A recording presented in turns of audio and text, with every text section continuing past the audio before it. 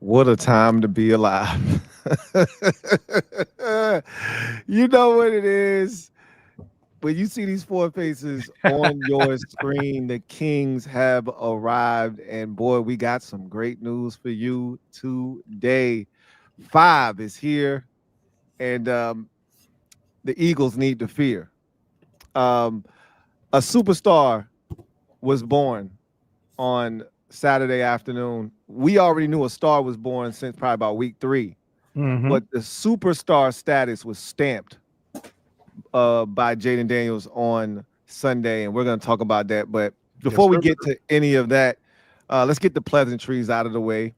Down below, that real Ed Oliver. Next to him, Rico from Street Scores, and above him, Rio from Rambling with Rio, and of course, yours truly, Louie Tee. We comprise of the Commanders Kings. Yeah. Here to bless you with the best Washington Commanders content in the land. So, with that said, let's get to the proceedings this evening. Sunday was epic. I don't even know where to begin. I know where to begin. Let's start at the beginning because let's get the bad out the way. Let's get the ugly out the way. Let's eat our veggies. Let's eat our veggies right now because you can't get much worse of a start to a game than that. I thought we were going down that Cowboys path for a second when this game started. So, as we always do, let's kind of walk ourselves through, the way of our emotions throughout the course of the game. It doesn't get much worse in the beginning. So, Ed, start us off, man. What were your emotions? My man Ed was hype yesterday. I mean, how could you not, man? How could you not? JD5 put the cape on, the Superman cape, man. I always want to say shout out to Devontae Smith for the early Christmas gift too. But blessings on top of blessings. Man, legend. Yeah, it was a rough start, and it was frustrating because even when Jalen Hurts got injured with a concussion, which I said in the first Thursday night game, I thought he was concussed too because Frankie Louvu put him in the dirt. He was. Oh yeah, he was. Yeah, his head tumbled off the turf, and they took him to the tent. They put him back in. I thought he was concussed then. This time he got up wobbly. He gave him the thumbs up. He made sure to do the thumbs up, but the ref was looking at him. He's like, "Nah, you got to go. You got to go." And they made definitely the right drunk. Yeah, they made the right decision. Drunk. Mm-hmm. Yeah, and he tried to sneak back in the game too. You see him put his helmet on and everything. It was like, bro, come on, man. Who gave him his helmet? Who gave him his helmet? Come on, man. Come on. They probably snuck it to him underneath. He tried to sneak into the club from the back. He saw him try to get a thumbs up to the ref. Two refs like, nah, man, not on my field. Not on my field. Come on, man. They don't pay me enough for that. The most frustrating part was we let Kenny walk us down a little bit. He threw the slant to A.J. Brown. Then he threw the touchdown to A.J. Brown. And then we let Saquon get an 80-yard touchdown run. And, like, the most thing you're supposed to do is stop the run when Kenny Pickett's in there. You just sell out on the run and stop Saquon, and we let him run for 80 yards down the field. And it just felt like every time we had momentum, we shot ourselves in the foot. Like, B-Rob, I was ready to just Antonio Gibson him, Matt Jones him, bench him, Quentin Rodriguez, McNichols, draft a running back, whoever, Ashton Genty, I don't care, whoever. We're drafting One of them exile. Yeah, and he didn't really talk trash, but he was like with a better team and stuff. I didn't mind it when he said it. I just looked at it. I was like, okay, yeah, I like the motivation. I like the talk.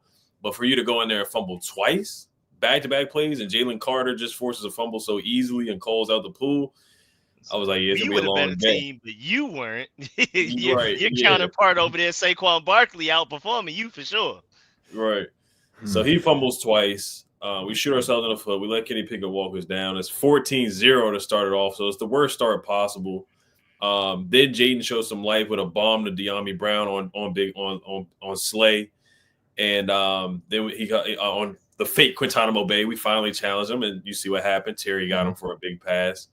So it's 21-7, and then I feel like we had an interception or A.J. Brown. Then the pass interferences started with Marshawn and A.J. Brown. I thought Marshawn did a good job with A.J. Brown for the most part, other than the pass interference. I thought only one was a legit pass interference, in my opinion. Me too. The other one, A.J. was holding literally Marshawn was holding him. Clearly his chest, like he was clearly holding them. So I'm looking at the box score. So it's 21-7. Then we put it to 21-14 with the pass to Terry. That was 21-14. And then we threw the pick, 21-14. Then at the end of at the half, their kicker Elliott misses the kick. Then we let them score a field goal, 24-14. That's when B-Rob fumbles again when we get momentum. And then we held them to a field goal, 27-14. Then we get the touchdown, 27-21. And then we go up 28-27. They score a field goal, 30-28. And then Jayden throws the backbreaker interception. And I saw some people give up after the interception. And I was like, hold up, we're only down by 2. Yeah. I know they get the ball back, but we're only down by 2.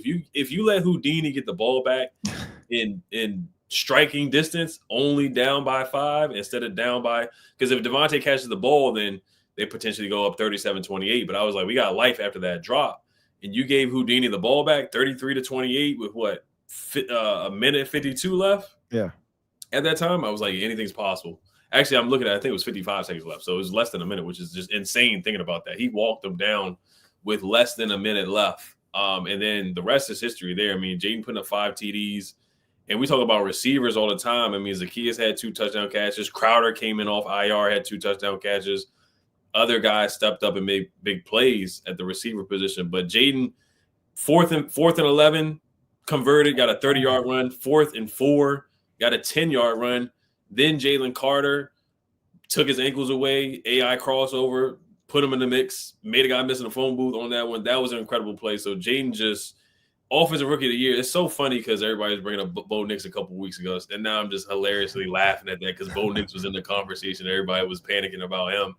And now that's put to rest. That's put to bed. And then he hits Crowder. And what I want to say about the Eagles fans that are crying over injuries and whatnot, your all-pro defense was out there. Zach Bond was still out there. Darius Slay was out there. Fake Quintanamo Bay was out there. Reed Blankenship, the great white hope, was out there. Who's the other one? Dejon Cooper, the great white hope, was out there. So you had your 2 guys out there. Jalen Carter was out there. Their whole defense was out there. CJ Gardner-Johnson was out there. What they call Rio? What the white dudes call? They call them like the Ku Klux Clamps or something like that. I ain't never heard that one before. Oh no, they say they the Ku Klux Clamps and exciting whites. There's all kinds of whites. Exciting whites. The exciting whites. Great white hopes were out there. I ain't never heard the Ku Klux Clamps. That's a new word. They was Oh no. They were still out there. They were still out there full throttle, full strength for the most part. And CJ Gardner-Johnson, even when he was out there, because I've seen a lot of Eagles fans cry about him, even when he was out there, like Jayden was still moving the ball at him. It's not like he was just shutting the whole side of the field down. We still scored the Terry McLaurin touchdown, and the Zacchaeus touchdown, I believe, was on him when he was on the field when that still happened. So we still scored 14 points when he was out there for that first half. So for me, him being ejected wasn't that much of a factor in my opinion. And then he finishes the game with a pass to Crowder. I mean, and we won with 5 turnovers. Like that's not supposed to happen. You're not supposed to do that. And anything that happened with Jayden Houdini, man, it was his birthday week. So early Christmas gift from my guy Devontae Smith, and a Christmas gift from Jayden Daniels. 10-5 for the first time since 1991. We control our own destiny. I mean, we're way ahead of schedule right now. Way ahead of schedule. So I don't want to say too much, of course, because you know how you guys get on me about stuff in the future and stuff like that. So I'm gonna leave it at that. Not while you ahead. Quit while you ahead. Right. I'm gonna enjoy the moment. I'm gonna enjoy the moment. That's right. That's right. Rio, I heard you was going through it when it was 21-7, man. Talk to me, man. I tell you, bro. Talk to me, bro. I went through like every stage of grief during that game yesterday, man. It was a little bit of everything. There's the false confidence stage. There's the losing my mind crash out stage. A little bit of everything. It's an emotional journey, an emotional roller coaster watching this team play football. Talk about it. Especially when you play in division. So what a wacky ass start to the game. First of all, it's bright and sunny, but it's cold as hell outside. Right. We get amazing field position to start the game. We get the ball at our own 40, wide open receiver on first down. That's a big deal to me because not one person was open last time we played the Philadelphia Eagles. Last time we played the Eagles, we had to work so hard to go 3 and out. Like, I ain't never seen a team work that hard to go 3 and out all night. And first play of the game, wide open receiver, Jayden throws that shit to the second row. You know, he be having that nervous energy at the beginning of games. We've seen that before. And so when he does miss early, he misses high. Right. But like, weird start. We come out pass because Cliff going Cliff. Yep. Cliff going Cliff. And one of the plays was effective. We throw the ball to Brian Robinson, just like the John Bates play in Philadelphia. He looked like he got the first down to meet. And I'm sitting here like, okay, that looks like a first, but they're definitely going to stuff us if we run it up the middle. So 4th and 1 for midfield, we got to be going like pull zone read or another bootleg like the Saints on 3rd and goal. I'm expecting that. They handed to B-Rob, and he gets met by the entire Philadelphia Eagles defensive line. And I said, oh my God, it's about to happen again. I said, oh my God, it's happening again. It started just then. Oh my God. And then Philly goes down and scores. And then Luke, that's Luke's kick return after their first touchdown, right? Or was it after the second touchdown? His first kick, he didn't get to touch the first one because it didn't land in the landing zone. So the second one. So the second one, he takes the ball to Philadelphia territory. First of all, seeing Luke returning kicks, this is still new to me. So I'm like, okay, Luke, we found a role for Luke. Hey. I'm talking about breakout game. Maybe he breaks out as a returner. Luke's stiff as a log, boy. He's stiff as a log, but he be scooting now. He be scooting. He be running. I be like, man, this looks so regular, but he be moving though. Like he gotta like change. He gotta move his whole body to change direction. Like it looks very labored. Very labored. It definitely is extremely labored. But continue. This man Luke definitely looks like the first ever instructional video of how football is supposed to look. Like he's the guy out there showing them. And this is a slant route. Like that guy. When he gets it into Philadelphia territory, all right, bet we about to go band for band with the Eagles. Let's go. Mm-hmm. And then Brian Robinson puts the ball on the ground. Like he puts the ball on the ground. We turn it over. And as the first quarter goes on, then AJ Brown's catching a touchdown over Marshawn. These Eagles fans are shitting on me in the chat. They're shitting on all of us in the chat. They're talking.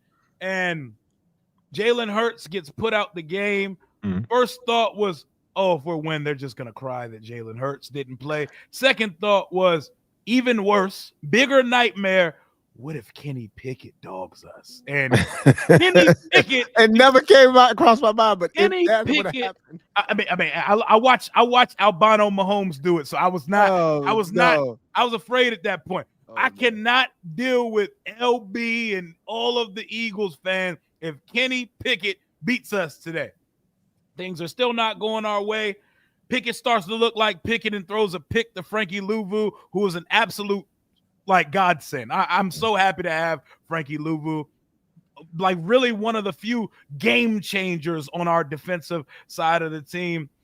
We cash in on our no. Don't we fumble after the interception or? Am I tripping? No, that's our first touchdown. We get our first touchdown after that. Crowder. That was the Jameson Crowder. Mm-hmm. At first, I can't believe in 2024 Crowder and Olamide Zaccheaus had a 2-touchdown game. But okay, so we get on the board after the Louvu interception, and then Saquon's going buck wild up the sideline. Mm-hmm. He has a 2013 Adrian Peterson type first quarter. Like it looks like he's about to have one of those days. It looks like he's going to set the rushing record on us that day, like possibly for the season and the game. It was bad. 100 something yards, 2 touchdowns in 1 quarter. He turned into Rob Kelly for the rest of the game. I don't hear anyone talking about it. Supposed MVP of the league he was crickets. He was crickets for quarters 2, 3, and 4. I keep hearing about Jalen Hurts being out. I don't hear enough people talking about Saquon. We're talking about the Devontae Smith catch. Where was Saquon Barkley? We sold out for the run, and we did everything we could to just take him out of it and make Kenny Pickett beat us. And they had to settle for a whole bunch of field goals after that. But it was just the mood swings of this game. I gave up like 7 times in this game. I gave up like 7 different times in this game. I'm sitting here like, B-Rob's fumbled the ball twice in the first half. I'm already like I'm about to pull up a list of damn wish list of running backs from next year's class. Somebody said you crashed out on B-Rob for like 20 minutes. God, I damned B-Rob. I sent B-Rob to hell. B-Rob, I love you. You're a great story, but God, you're just a lovable jag. And oh my God, I was going through it, man. Also, you know, like it didn't get much better, but he stopped putting the ball on the ground. Complete non-factor. So when we talk about what Jayden Daniels did yesterday, we got nothing from the running backs. He was the rushing offense going for over 80 yards. We got nothing from a single tight end yesterday. It was Jayden and the wide receivers versus the world. The line held up as best as they could versus that fierce-ass Philly D-line, but Jayden Daniels, man, I can't speak enough about how great this guy was. The 4th down conversions, like when we went for it on 4th and 11, I was so terrified because that's game. That's game if we don't get it. That is game to me if we don't get that there. And would you have punted? No. I understood us going for it there, but I'm sitting there like, oh my God, 4th and 11. 4th and 11. Pretty extreme, right? Yeah, that's very extreme. This is Madden-like. It's Madden-like, but it's Jayden. We're the best 4th down team in the league. It's Jayden. Wow, that run is the stuff superstars are made of. I wanted him to score so bad. That was supposed to be the signature play of the season right there. I hate that Reed Blankenship caught him from behind. Yeah. Terry blocked for like a millisecond more. That might have went to the crib, but Jayden don't get caught next time. But also, a part of me said, I'm glad he got tackled because I want all his touchdowns through the air because we got to make some of these passing touchdowns that we've been sold out on so far this year. I completely agree. This guy takes off on 4th down.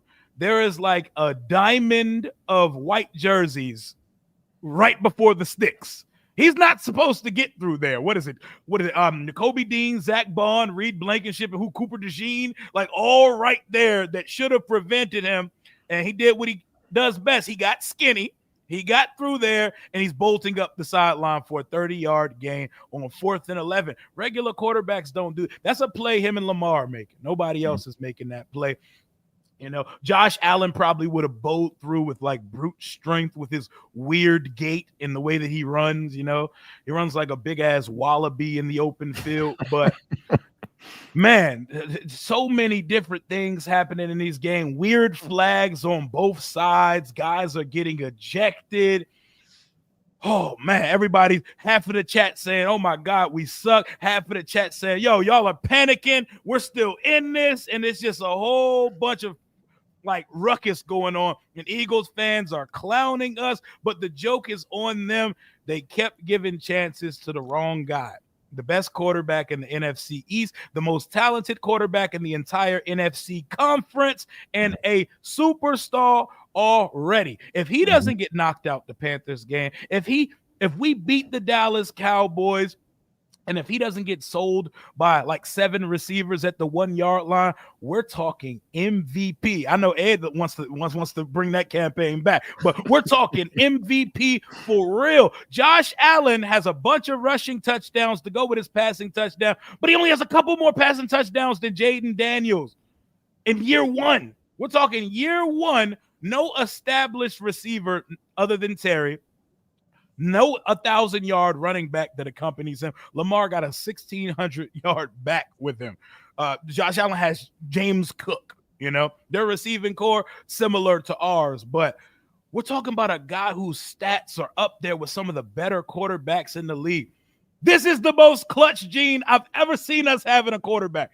Every time, even when he threw what looked like the back-breaking interception and the game looked over as hell, especially when Devontae Smith. I said Devontae Gift. Well, he is a gift to all of us right now. He's Rudolph.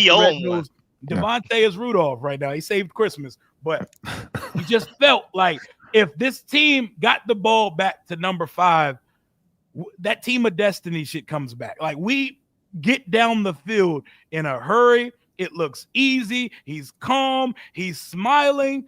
This is what it looks like. We've seen hella superstar quarterbacks get developed in this league. Never here, but we've seen what it looks like on the opposing sideline. We finally have that. The way he shook Jalen Carter on the run, the calmness of the drive. He moved that drive down the field as if we had 3 timeouts. We had 1 timeout. The 2-minute warning had already passed, and he was chilling. He was chilling. People were in the chat, yo, Jayden's too lackadaisical for me. He's too nonchalant. No, that's Jayden, bro. That's who. That's the swag. That's part of the swag. Cali cool swagger, man. Smooth operator. I love seeing him like interact with the opponents, the superstars of the other team. Like, everyone gets it. You know how the stars, they all latch on to and gravitate to when you're watching the greats play? They already do it, and he's a rookie quarterback, and that's not something that should be familiar. I hope Cam Newton watched that final drive of the game, because he said the other day there are no game changers in the NFC. I think you need to look again, Cameron Jarrell Newton, because Jayden Daniels right now, even after missing a game, has more passing touchdowns than you had in your first couple seasons in this league. That is a game changer. 2nd and goal, 10 seconds left. They're in a cover 2, and Jamison Crowder gets the ball in the middle of the end zone, the back of the end zone, with 4 white jerseys around. This pass is only completed because he threw the ball before he came out of his break. He has a level of touch timing and anticipation I've never seen us have here. Crown him. I don't care how many times I gave up. When that boy Fives on the field, there's always something delusional inside of you that says we can win the game, man. That's like his 3rd miracle this year.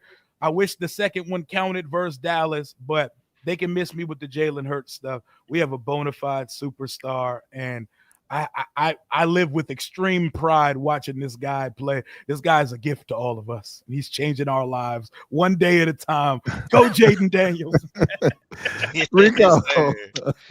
Hey, man. I mean, just starting off with Jayden Daniels, it feels like we skipped some steps. You know what I'm saying? Just like Ed said, like we're not supposed to be where we are right now. And like all of us have really been saying, like, this is the worst the Commanders roster will be for a very long time. Imagine Adam Peters and all of these guys with an additional offseason. Adam Schefter already said free agents were asking their agents to please trade me to the Commanders. Imagine what's going to happen when they can leave for free as free agents. But I mean, Jayden Daniels wise, first of all, we can go ahead and lay to rest. He can't play in the cold. Well, we ain't got to worry about that anymore at all. That guy is ready for some code. Had just had his best game. You can argue. I mean, you have the 2 interceptions in there, but when we're talking about the highest of the highs with the 4th and 11 run and things like that, that was arguably his best game of the season. I mean, that was the most on his back game. No Noah Brown, no Austin Eckler. Zach Ertz is out there, but coming back from a concussion, I believe he only had 1 catch, no running game, offense completely on his back. Also, the whole Bo Nix Rookie of the Year thing, I mean, that was over before this game. First of all, I mean, Bo Nix just threw like 3 picks in 1 game, and he may have even still won that game. And like, according to like a lot of metrics, the Broncos have the best offensive line in football right now, and their defense is one of the best as well. So that was already out of the window. And then also going back to being down 14-0, this jersey, I know we talked about this a couple of weeks ago, and I forgot. You know, I love the jersey. I love wearing it. I was wearing it watching the game. We were down 14-0, and my chat immediately got on me and said, yo, please take off that jersey. It is bad luck. Did you change? Yes, literally jersey around neck, like arms not even in the sleeves yet. Frankie Louvu interception. I was like, yeah, my bad, everybody. That's on me. I will never wear this jersey. You changed too. I forgot to mention I changed too. I had a B-Rob jersey on in the first quarter. After that second fumble, I threw that shit like a pass interference and got it out of here and put the Jayden on it, and everything changed. Hey, go ahead, man. Yeah, no, y'all tripping. Y'all be tripping. I literally had it around my neck, Frankie Louvu interception. I was like, never will I wear this jersey again. It could be 20 years from now. Jayden Daniels already retired, on the way to the Hall of Fame. I'm never wearing this jersey during a game again. Rico, I'll wear it. I need you to not forget that, man. Yeah, I don't know what I was doing. I was comfortable. I was chilling. Like, okay, let's get ready. Black jersey, chill. That's on me though. That's definitely on me. That's my fault. Yeah. But going back to Jayden Daniels, man, just a few stats. First of all, his 4 passing touchdowns in the final 30 seconds of the fourth quarter or overtime is the most by any player in a season since the merger. So we can already make the argument that Jayden Daniels is the most clutch quarterback in the entire NFL. Also, just this season alone, he's the highest graded quarterback in 2-minute drill, according to Pro Football Focus, with a 91 grade. Also, in that game-winning drive, he ended the Eagles' 10-game winning streak. He eliminated the Cowboys from the playoffs, eliminated the 49ers from the playoffs. Yes, sir. And dropped the Eagles' chances of getting to number 1 seed to 4%. Yes, sir, Jayden. We needed that, man. We needed that. Also, this was his 4th QBR of 90+ in that game this season. For reference, CJ Stroud last year had 0 regular season games with a QBR over 90, so he also needs that. I mean, just absolute different type of stuff, man. And that passing touchdown to the second one to Olamide Zaccheaus, we got to clap it up for Jayden Daniels finally getting a touchdown where he didn't have to throw it to the receiver already in the end zone. Shouts out to Jayden Daniels throwing it before the end zone and somebody actually making a play and getting the touchdown themselves, man. So we got to give Olamide Zaccheaus big congratulations. Thank you. No, first yak of the season. OG. First yak of the season, baby. Broken tackles. Let's go. And the Eagles on the field too. Shout out to the Eagles for that. Yes, sir. Yes, sir. Them boys had 12, 13 on the field and still had a broken play in coverage. What happened there? I got to look at the all 22. I'll tell you exactly what happened, Rico. Jalen Hurts wasn't on the field. Of course. That's exactly what happened. Yeah. Because he would have tackled him. He would have tackled him both times. Yeah, Jalen Hurts definitely would have. Oh, yeah. They would have definitely won that game. Off the edge, for sure. Yep. Also, I do want to point out the fact the Eagles defense was first in yards allowed, 275.6 a game. We put up 368. They were first in passing yards allowed with 173.4. Yeah, was. Commanders put up 255. Third in points per game was 17.6. How about we put up 36? Yes, sir. Big was. And I feel like we also need to take the time to thank Cliff Kingsbury for that, because he's not on the field turning the ball over 5 times. That is not him. He had some questionable play calls in that game. It wasn't a perfect game, but as an offensive coordinator to overcome 5 turnovers and beat the number 1 defense in the NFL with no rushing absolutely insane. No run game, no nothing. Like that is it. So Cliff Kingsbury, I feel like we've all, been excited about Jayden Daniels, and with good reason. We should be talking about Jayden Daniels forever. But Cliff Kingsbury, we just need to take some time to also congratulate him. Olamide Zaccheaus for finally giving a Jayden Daniels yak touchdown, and Cliff Kingsbury for overcoming 5 turnovers, man. Also, that 35-point game, we have 5 on the season. We had 5 total between the years of 2016 to 2023. So this Jayden Daniels, Cliff Kingsbury thing is insane. And again, to the point that we've all been saying, this team is only going to get better with another offseason. So I'm super excited. Also, the Brian Robinson thing, just bouncing around. I don't want to get on him too hard because he hadn't lost a fumble all season up until this game. Then he had 2 and 6 carries. I don't know what happened. Let me get you another one. I was scared. DJ Khaled. Another one. It's an Ed's point, man. It felt really Antonio Gibson-ish. Because the fact that the second one was in the red zone, Antonio Gibson had a propensity for getting fumbles or within our own 20-yard line. So the other opposing team's about to score a touchdown immediately afterwards or some type of points, or right when we're about to score points. That's what that Brian Robinson 1-second one felt like. So that's why that one was so bad. But yeah, man, a roller coaster of emotions, like Rio said, man. But really the game changing play was me changing that jersey from the black Jayden Daniels to the burgundy Sean Taylor 21, man. Yes. I need you to be in the right attire from the jump. That's on me. I apologize, everybody, man. I was trying to match with the team. I had on a burgundy B-Rob, but when you have a Jayden jersey, that's the jersey, man. That's the jersey in my club. Absolutely. Yeah, I need y'all to understand the assignment from now on. I got you there. I got to play my part. That's me. Yes, that's me. We all got to do a part. We all got a part to play, man. Another point too. I forgot. We haven't mentioned the Diami fumble yet too. Like that's an overlooked play too that we had to overcome. Diami made a good play, but yeah, he messed it up with that fumble. And then we haven't talked about Ben St. Juice yet. I'll let y'all talk about him. We're gonna get to it. We're gonna definitely get to it. After the Diami fumble, I wanted us to ban the screen pass. I didn't want to see another one. Hey, Luke had a good one at the end, though. He did. After that Diami fumble, I was like, if we throw it horizontally one more time, I'm gonna break some shit. Because at that time, we were.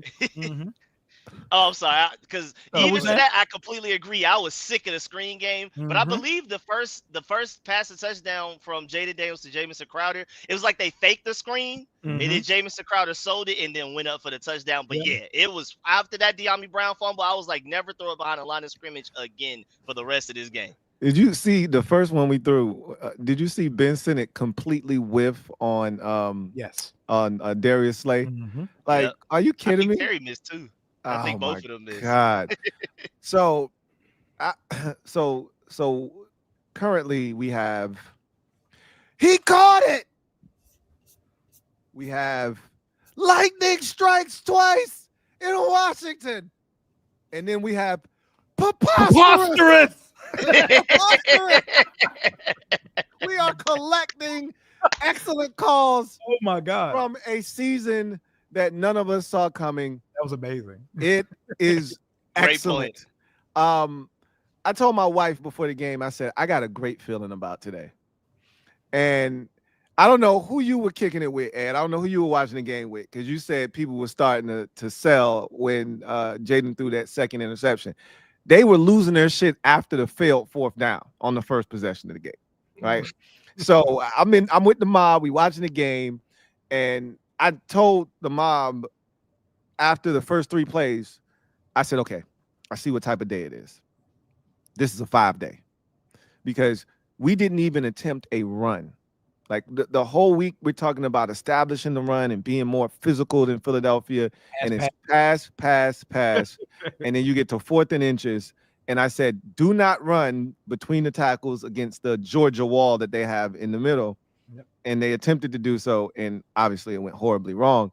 And they were already they were quitting already, right? Then, Hurts goes down there.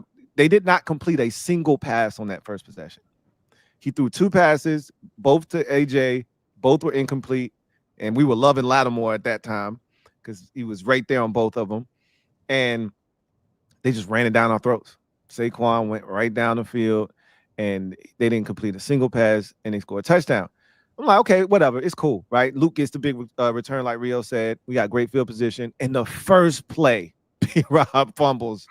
And I'm telling you, when I tell you the chat was losing their shit, when I tell you, it like you would have thought that had to be the longest first quarter in NFL history. Relatable. Oh my God. When Saquon bust off that 68-yard run and made it 21-7, it was still 8 minutes left in the first quarter. I was like, wait a minute. All this shit that happened is still the first quarter. It's 8 minutes left. It ain't just still the first quarter. It's still half of the first quarter to go. And I'm like, this is wild. So it's 14-0. And half of the chat, 2/3, maybe 3/4 of the chat already talking about on to Atlanta. That's the shit that they was on to Atlanta, right? I said, I said, y'all should be ashamed of yourself. Y'all quitting already, man. We still gonna win this game. I told them that at 14-0. As soon as I said that, Frankie got the pick. I said, we back in this bitch. That's what I typed in. We went down, we scored, and I said, we cannot, I put this in all caps, we cannot let Saquon, because Kenny Pickett comes in, and I'm thinking, oh, we finna get this stop. When Hurts went out, and he completes a 3rd down pass to AJ and then the slant to AJ for the touchdown. I'm like, not to Kenny Pickett, y'all. Like, come on now. What we doing? Right? Then you get the big run. Before I could even hit send on the all caps, cannot let Saquon beat us. It's Kenny Pickett. Before I could hit send, this man breaks off a 68-yard. And I'm like, uh-oh, we might be in trouble today. Man had 7 carries, 106 yards, and 2 touchdowns, And there's still 7 minutes and 58 seconds left in the first quarter. It was feeling Monday Night Massacre like, man, I ain't even gonna hold you. Boy, that left side of that defense, well, the right side of our defense, the left side of their offense, man, it was money for them that first half. Yo, God. Marshawn Lattimore wanted no parts of Saquon coming full headers. He went and threw his shoulder right into the block. Into the block. He was like, yeah, nah. He wanted that Oh, was they a got me. business They decision. got me. I'm sorry. I They got tried. me, man. Hey, get him, Frankie. Get him, Frankie. Hey, I was like, hey, don't none of y'all blow out no hammy trying to catch this man, because ain't none of y'all catching that man down the sideline. Jeremy Chin was trying his hardest, boy. He was running. I was like, you ain't catching that, man. Just let him go, man. It's 21-7, and I'm like, man, it can't get much worse than this. But we settled in, man. Fortunately for us, there was 3 more quarters of football, because you can't get much worse than that. Now I know how the Titans feel, right? Because you can't get much worse than that in the first quarter. And you get to the second, we settle in. We get the second touchdown. You get the deep ball. I mean, that was like the perfect drive where you get the deep ball, and that's how much Cliff trusts him, right? He's 4 yards deep in the end zone when he threw that ball to Diami and drops a dime. We couldn't hit one to save our life last week, and hits it to Diami. Hits another one to Terry. Obviously, that's a 3rd and 8. And before you get to that, this 4th and 4, right? And Jayden's able to escape and get the 5-yard gain and move the sticks. And then he hits Terry on a 3rd and 8 for the touchdown. What a dime that was. And with pressure in his face, mind you. Shades of the Cincinnati touchdown he threw to Terry in terms of the pressure that he was staring down. So it's 21-14. And I'm at the point now where I'm like, hey, let's catch these bastards before halftime. Right? And then Jayden throws a pick, and I'm like, never mind. Right now, I'm like, hey, just let's not give up no points before halftime. And the defense, I think we haven't given enough credit to the defense for the job that they did in this game, because in the second half, they missed the field goal, 56 yards. We go to halftime down 7. But think about how the second half started. I remember telling the mob going in the second half, we can't give up any, touchdowns. And you give up the 2 pass interferences. They were both bogus calls. And agreed. But you didn't give up the touchdown, right? They were point blank after the second one. And you give up a field goal. So that's big time. And then the ensuing possession, Diami fumbles. And that had to be the longest, most garbage, worst 8-minute drive I've ever seen in my life. They went 29 yards, I think it was 29 or 39 yards, and took the whole quarter. And took half of the quarter, 8 minutes and took like 32 seconds on a 39 yard drive. Unbelievable. And still kicked the field goal. Credit the defense. Because if they would have scored a touchdown and went up 17 in either one of those scenarios, they score a touchdown, we lose this game. But the key was keeping it at 2 scores, because you felt like they were still within reach. Like, as bad as we playing, all the turnovers we've had, they're still right there. And then you get the boost with that 4th and 11 at the end of the third quarter. And we were desperate, man. Like, we were on our deathbed when that 4th and 11 happened. And I don't know about y'all, but when he got to about that 7-yard mark, and you looked up, I don't know about y'all, I looked at the sticks when he got about 7 yards, and I saw those Eagle defenders. I'm like, he ain't getting this shit, man. And I was like, you better not hurt yourself. Like, don't dive, don't do no crazy shit. We need you, right? He just split their ass like they were Florida Gators. And he just took off. And I thought he was going to score. I thought this was going to be the electrifying Robert Griffin III play against the Vikings, right? I thought this was his. And Blankenship caught him. But when that quarter ended, I was like, we finna win this game. We really about to win this game. And sure enough, you get the touchdown to Olamide. That's a good-ass catch, too, because that was not a great throw. He had to go dig that one out. Backwards behind him. Yep. Yeah. That was not a great throw, but, he got it there. And one of the things I thought Jayden did a really good job of in this game was scrambling to be a passer, right? He wasn't just scrambling to run. That touchdown pass, that was him buying time and throwing to Olamide. The second Olamide touchdown was him buying time to throw to Olamide. And his awareness is off the charts. He knew they had 12 men on the field. He knew exactly who the 12th man was. He was like, yeah, I saw Darius Slay and get off the field in time. I knew they had 12. So he knew he could take a shot. And, you know, to hit Olamide for that touchdown and go up with 9 minutes left, I started thinking about, hey, man, I'm trying to blow these boys out now. Like, get another stop, and I'm going to score another touchdown. And, of course, it can't ever be easy in these type of situations for us, right?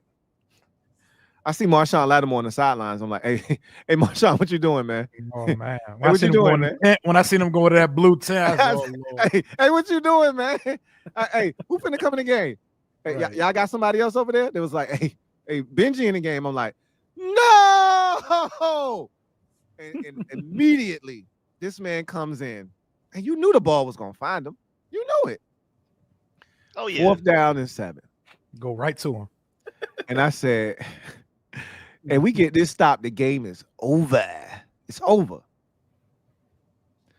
They throw a simple shallow cross. This man is like 6 yards short of the sticks.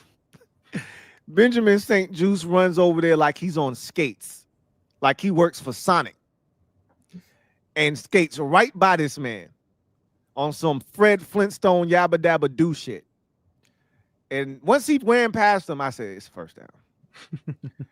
And once he got the first down, like, they scoring a field goal now. But you know what? We killed Benjamin St. Juice. But he may have made the biggest tackle of the game. Sure did. They threw a slant after we stopped Saquon on a 1st and 10 for a 4-yard loss. It was 2nd and 14. They throw a slant to A.J. Brown. And Benjamin St. Juice tackles him literally by the shoestrings. Yep. Okay. Grabs his ankles and does not let go. If he doesn't tackle him, he walks into the end zone. Yep. The game is over at that point. So we can kill him for that. But that set up the Devontae drop, because the next play was the Devontae drop on 3rd and 7. He didn't make that tackle. At that time, we were down 3 or 2, excuse me. So that would have put them up 9 pending the extra point, and the game would have been done. We wouldn't have had enough time. But Devontae, I thought it was Jahan Dotson, because ain't no way Devontae Smith is dropping that football. I thought it was Jahan Dotson. I was like, they would only be fitting if it was Jahan Dotson dropping that football. They But switched bodies. it felt like he had an out-of-body experience. It's And honestly, so- it was personal. Yeah. Facts. It It was personal, all right. mm-hmm. And once he dropped that ball, Jayden threw the interception. I still was like, we still winning this game. I never thought we were going to lose this game. Down 14-0, down 21-7. I never thought we were going to lose. That was the first time where a little doubt started to creep in, though, when he threw the pick, like, oh, shit. And nobody wanted to tackle Reed Blankenship. I don't know what that. He wanted to fall down, and nobody wanted to tackle him. Like, somebody get this man down on the ground. So we get the stop, and I said, if we get the ball back, you know what 5 finna do. You already know what it is. And he got that ball back, and like Rio said, he was cool, calm, and collected, man. He didn't panic. It was dot. We gonna run it. And I love Cliff running the football in them situations too. Like, there was no rush, right? We got one time out. We got plenty of time, minute and 52 seconds left. We got plenty of time. So it ain't no rush. And big shout out to Luke McCaffrey, because he kept us with pristine field position all day long. Yep. All day long. Kept us with pristine field position. So big shout out to him, because that drive started at like the 35 or 36 because of Luke again. So, you get the first pass. I think it was to Olamide for 5. Then you get another pass. I want to say it was to Terry for like 4. And then you get the B-Rob run. So you get your first down. Then you throw it to Terry. I think B-Rob had the second catch. And then you got the run, got the first down. Then you got the Terry catch. Then he rolls out of bounds. Then you get another Terry catch for like 4. Then you get the Jayden run. They tried to blitz him, right? He was like, oh, bet y'all want to blitz? Okay. Took off on their ass. Got the first down. That's when he crossed over on Jalen Carter. And I know y'all saw him try to go under and intercept the spike. That's when him and Jayden was talking when he was going to spike the ball. He dove underneath the center and put his hand out there. I didn't know if y'all caught that or not. But Jayden said, I see you Jayden over was there. laughing, Yeah, he was like yeah. pointing at him like, yeah, I see what you trying to do over there, man. Carter was weak. Yep. So I'm sitting there, it's 10 seconds left.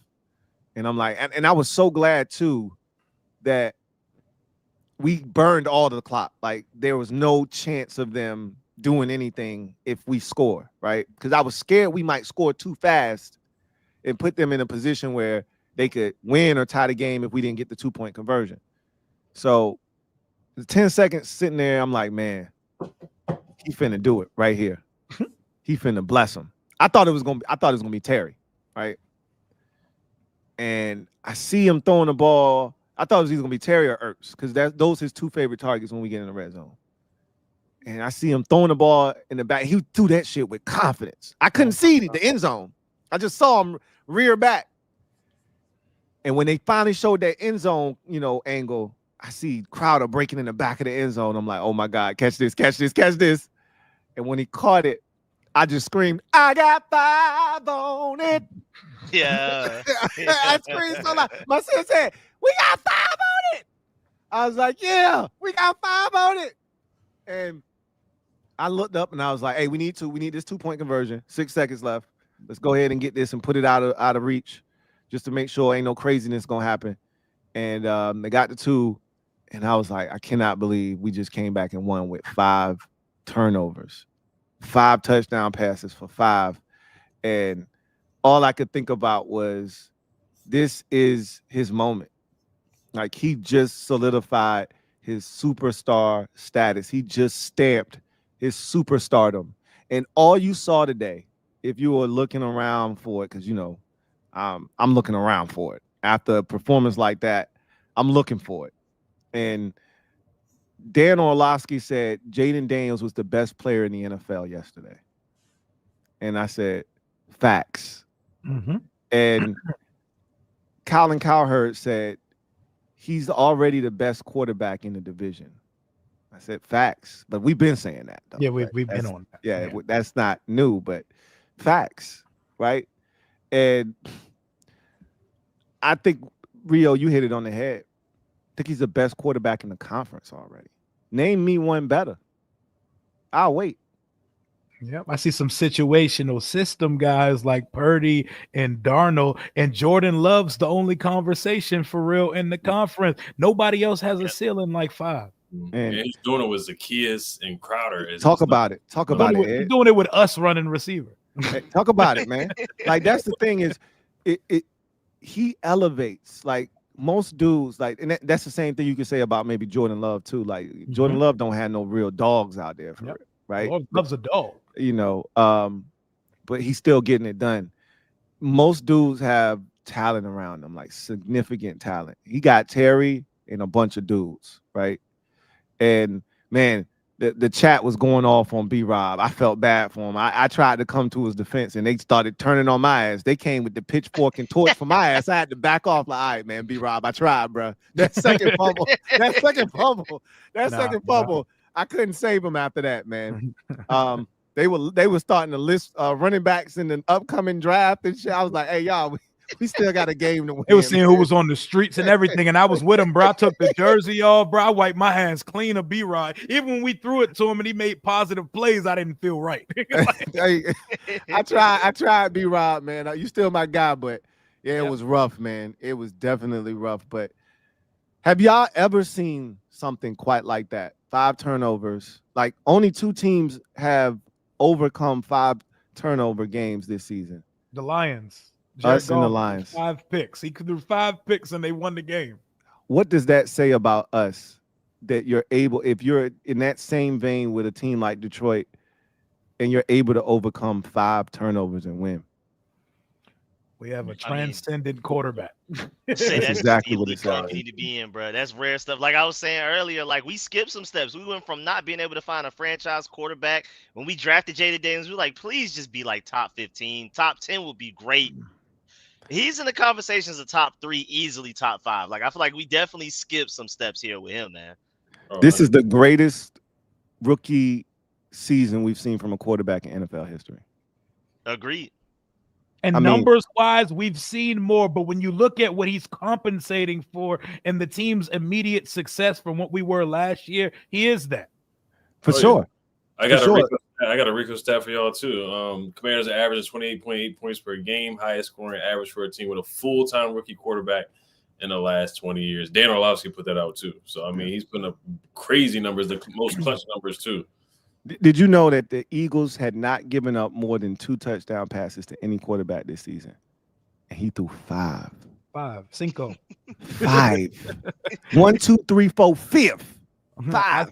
I said this earlier when I was on stream for Victory Monday. If he was the quarterback of the current Philadelphia Eagles, they'd win the Super Bowl this year. I told the Eagles this probably a month ago.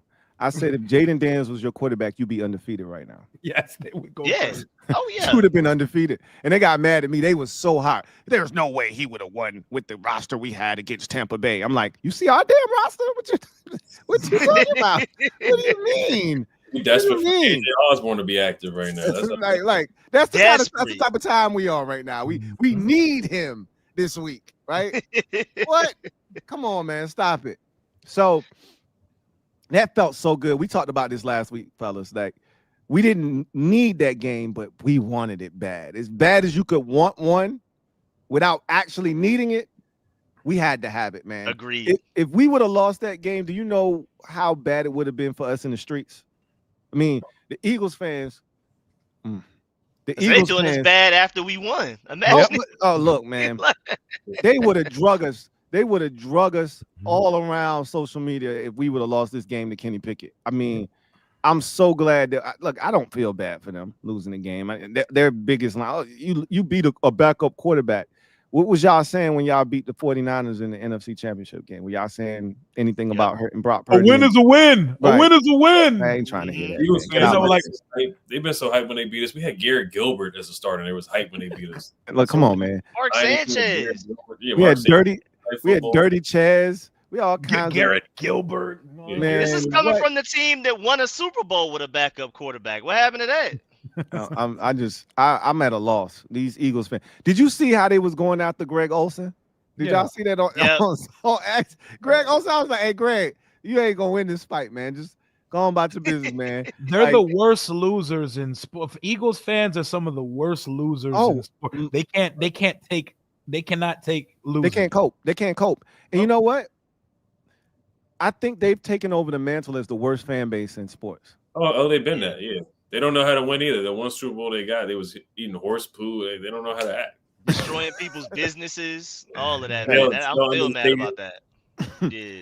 I think they are the worst fan base in football. It is amazing how terrible they are, man. It was crazy. It was crazy. But I love the fact that in one fell swoop, we stopped their streak. They brought their little division winning caps and shirts and shit, put them shits back in the box and take them back up I-95 with you because you're not breaking that out in our house. So you gonna see it at a local Marshalls? Oh yeah, Burlington. Yeah, go ahead and they like to ship those Jones back up to like another country, like for the team that doesn't win the championship. Put that thing back up. Ship them off to wherever my new high order hats went. I don't see Ship them joints wherever my new high order hats went. Ship them all the way there. And we took their number one seed aspirations. All of that went down the drain in one fell swoop because of 5. It was absolutely glorious. Oh man, you couldn't have asked for a better Sunday. I have one question for y'all though. Like hindsight 2020, super 2020 for this, of course. But did y'all kind of feel better with the fact that we had to play for the touchdown after the interception than before the interception? Because before the second interception, we were putting the game potentially in Zane Gonzalez's leg and hoping our defense can get a stop to finish the game. Super hindsight 2020. But how do you feel about putting the game in Jayden Daniels' you need a touchdown right now situation? Oh, if Jayden's got the ball last, I'm taking that any day of the week. I mean, he almost did it against the Cowboys when he hit Terry for the 86-yard pass. So anytime Jayden, just give Jayden 50 seconds. I mean, the Hail Mary. I mean, this is what 3-4 times he's done it so far. So give Jayden 50 seconds at the 10-yard line, and that's money. I thought we were gonna eat up the rest of that clock. Now I agree with you. We probably wouldn't have gone for the touchdown. More likely than not, we probably would have been more kind of making them use their timeouts and then looking for Zane Gonzalez to walk it off. But I had the utmost confidence. No matter what happened, he was going to like he wasn't going. We weren't going to be kicking a 51-yard field goal. He was going to get it. It was going to be chip shot. It's going to be like a 29-31 type. Not that he can't miss that, but I just think it had it more flair, right? That throwing an interception, having to shake that off, and then coming back and then doing those boys at the end made it even more dramatic. I liken it to the Bears game, right? Like if we would have just beat the Bears 26-10, it would not have ended their season. It's the way we did it that wrecked their souls this season, right? Agreed. Right? Yep. Like they came back. Caleb thinks he's just won in his hometown, and all the adversity he's faced in the game, and they go down and they get the touchdown, and he thinks he's won. And then to see it was funny because I was thinking about this. Emmanuel Forbes was helping him up. They was like, "Hey, get his ass out of here, man. He over here helping the ops up after the Hail Mary. Get him out of here, man." But it was just crazy. Like, I wonder if that loss, because did you see like Reed Blankenship? They put the camera on him and another Eagle defender, and they were just looking dejected, like, "Damn, did we just give that shit up with 6 seconds left? Did we just lose?" I wonder. They look so confused. I wonder if we just like sent these boys into a tizzy. Like they got like Dallas is playing good football, man. Oh yeah, they're like, hooping. I don't really know, like for real. Like I don't know if Jalen Hurts is gonna play this week or not. But even if he does, Dallas is playing some ball, man. Like they could lose that game, like which is why I was like, man, the division ain't over yet. But the Giants, They play the Giants. That's what I say. the Giants are awful, man. If they had anybody else left on the schedule but the Giants, we might still have a shot at this division. But when it's all said and done, man, that was as gratifying a win in the regular season as we've had in quite some. We've had 2 of them this year. That one and the Bears one. That Bears one, man, you talk about a team that ain't in your division that just, boy, we wanted that one bad. We wanted that one so bad. That was a need. I think you're right, Rico. I think that was a need. We needed that one. Yeah. We wanted this one bad. We needed that Bears one, right? So now, speaking of need, we move on to Atlanta. And did anybody get to watch any of Michael Penix this weekend? Did anybody? I did watch some. What'd you think? I watched the cut up of them as well. Go ahead. Like you said, the Giants are so bad, man. They're not trying to win. They had a lot of yak though. And Penix he's very confident. He's a confident quarterback. And they have weapons. I mean, B. John's a dog, and Darnell Mooney's really good. He was getting open. Drake London's really good. He was getting open. The only interception that Penix had was Kyle Pitts, who's been a disappointment so far. Yeah. He caught the ball and then literally launched it to Giants defender. So Penix had a perfect day. Now, they did make a lot of things easy for him. And once again, it's a bad defense. Defensively, Drew Lock is just terrible. Their pass rush isn't great. I mean, Matt Jones like their premier pass rusher, so Jayden should have a fine day, honestly. But the biggest concern is just that their weapons. Like Penix has guys that can hurt you. Drake London can hurt you, and then the biggest question again is Marshawn Lattimore. What's going on with the hamstring? Mm-hmm. Is he going to be available? Because it's a tough matchup for anybody's a tough matchup for Ben Sanders because we've seen River Craft and Jalen Brooks and third string, fourth string receivers cook him. But no, Penix is confident. It's a good rookie class. I think basically every rookie that you've seen plays with confidence. Like he's gonna throw the ball a little bit in harm's way. But no, Penix, they made the right decision. I'll just say that they made the right decision for sure. I'll piggyback off of Ed. I watched my boy Authentic from Authentic in the Beard. He always does QB cut ups on YouTube. He posts every drop back they have. So I watched every drop back Penix had on Sunday. Don't look at the box score and say he didn't play well in his first game because he looked so much better than that box score. He probably should have had 2 touchdowns because there was a play to Drake London that didn't work out as well. But Kyle Pitts literally took a touchdown away from Penix. He literally said hot potato. Yeah, he hot potatoed it to the defense. But whatever you thought about Michael Penix coming into the league, he looked exactly that in his first game. He's decisive, and that boy wants to be in the pocket. He wants to be in the pocket. You got to knock him off his spot.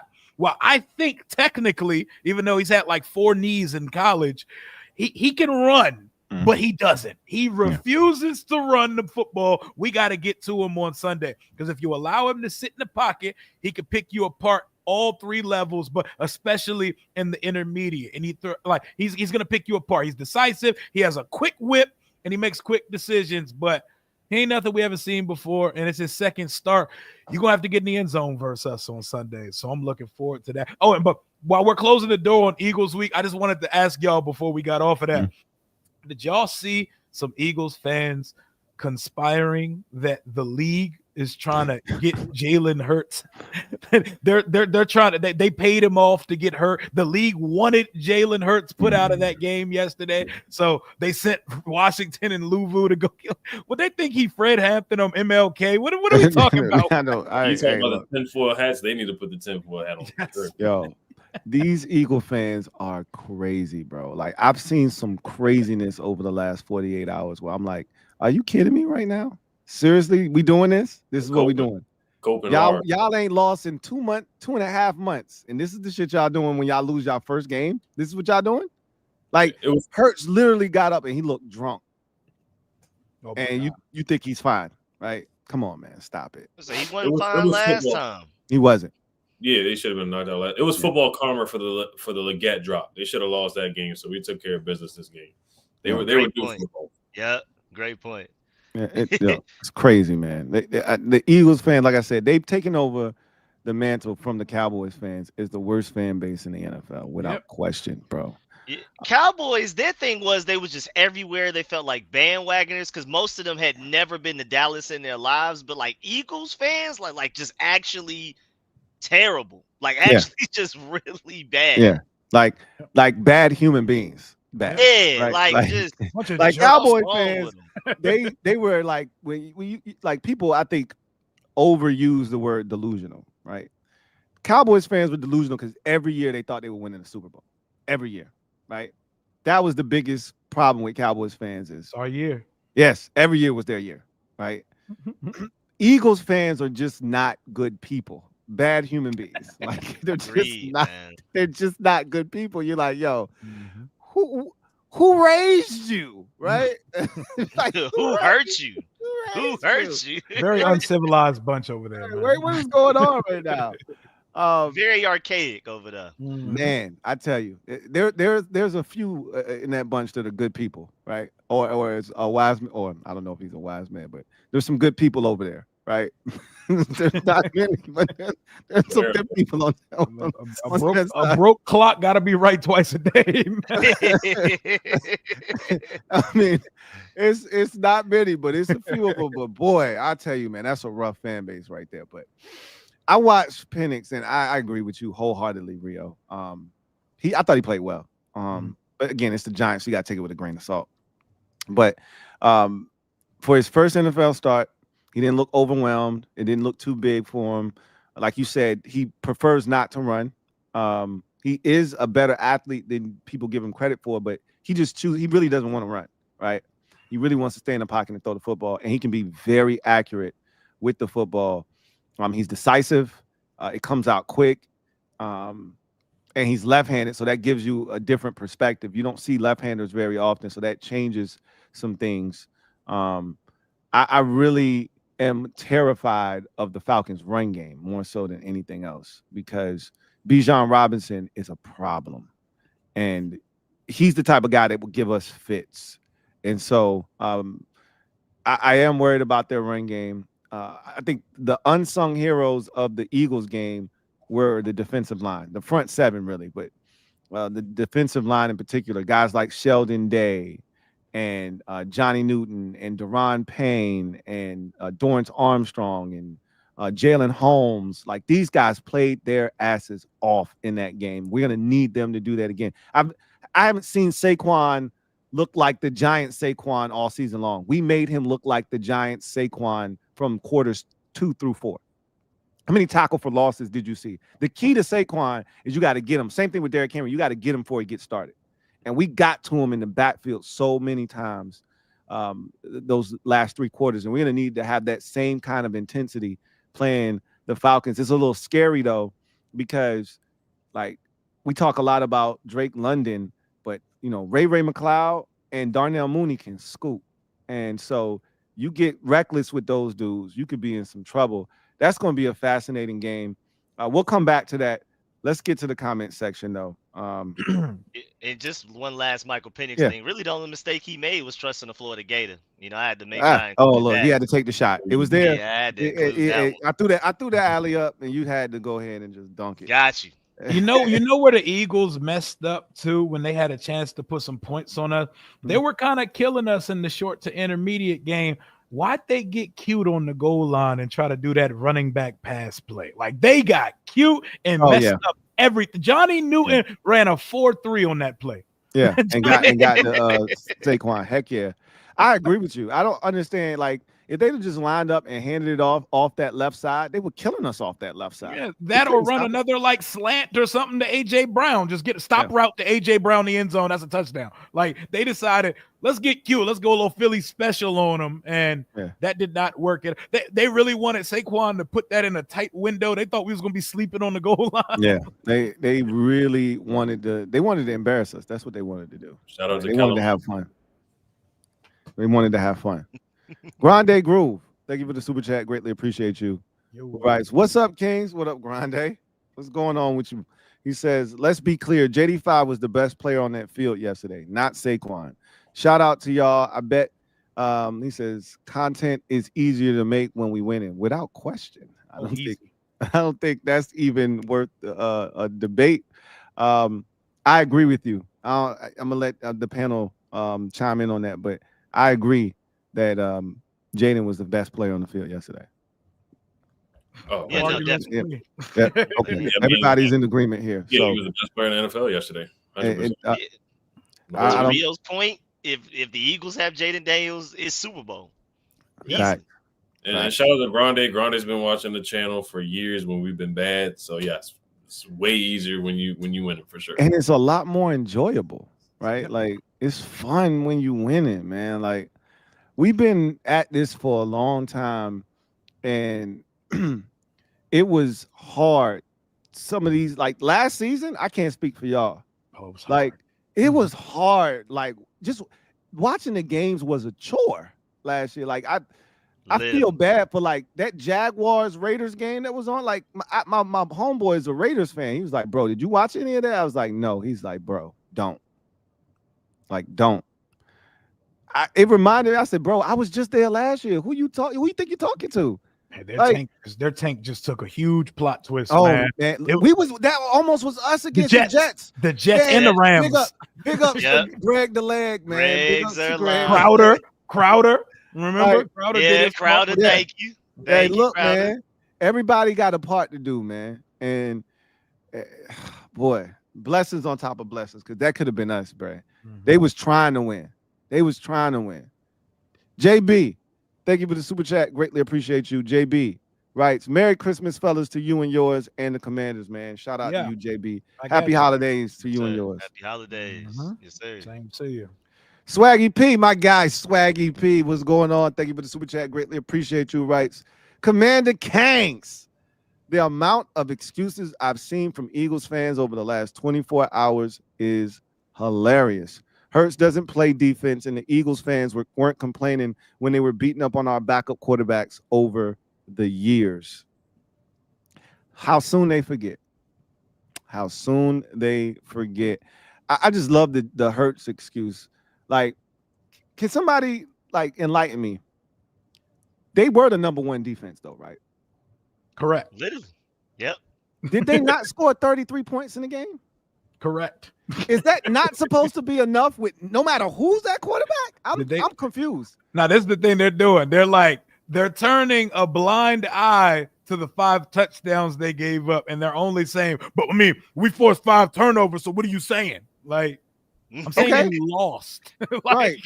Just to let you know, Kenny Pickett scored 33 points on us in Landover. Jalen Hurts scored 26 points on us in Philadelphia. Like, if anything, Kenny Pickett technically played better. Like, yeah, they're coping. They're coping. Look at yourself in the mirror. Look at Devontae Smith with the Christmas gift. like I don't understand it. Like, if your defense was supposed to be this damn good, what are we having this conversation about? You shouldn't be giving up 5 touchdown passes. Right. What happened to What are we talking Quintana about? Monet? What happened to that? Bro Please wasn't tell even me in, what happened to bro that. wasn't even in the screen, right? Mhm. When Terry caught that pass, that man wasn't even on the TV copy. He wasn't. I was like, wait a minute. Did he drown in Quintana Bay? What happened? Where is this guy at? It's crazy. Last drive. Hey, wherever Jalen Carter is right now, he's still whiffing at air.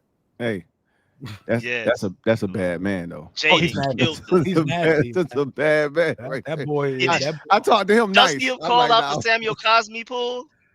Hey, Y'all saw him call Yeah. out the Samuel Cosme Yeah. pool? He That called was out- crazy. Yeah, and then he Yeah. forced a fumble on the same play.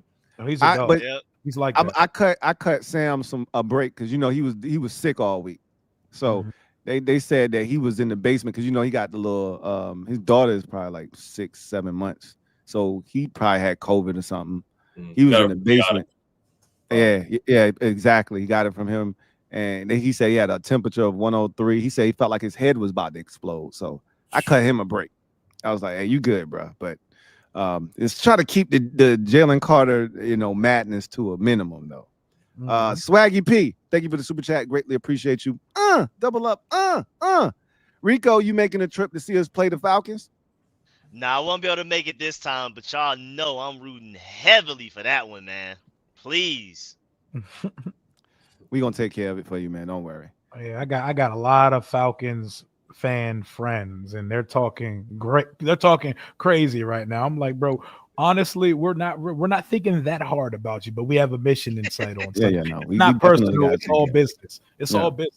We Agreed. definitely got to take care of business against these clowns, man. But JTF, like, I think it's the consensus. We don't want to have to go to week 18 needing to beat Dallas, right? Yes. Like, we don't want any parts of that, right? We want to chill out, relax, maybe sit some guys in the second half. Yeah. Do y'all think our aggression and our demeanor coming into the game is different if the Panthers beat the Bucks and we're clinched by the time the game starts, or do you still think we come in hot?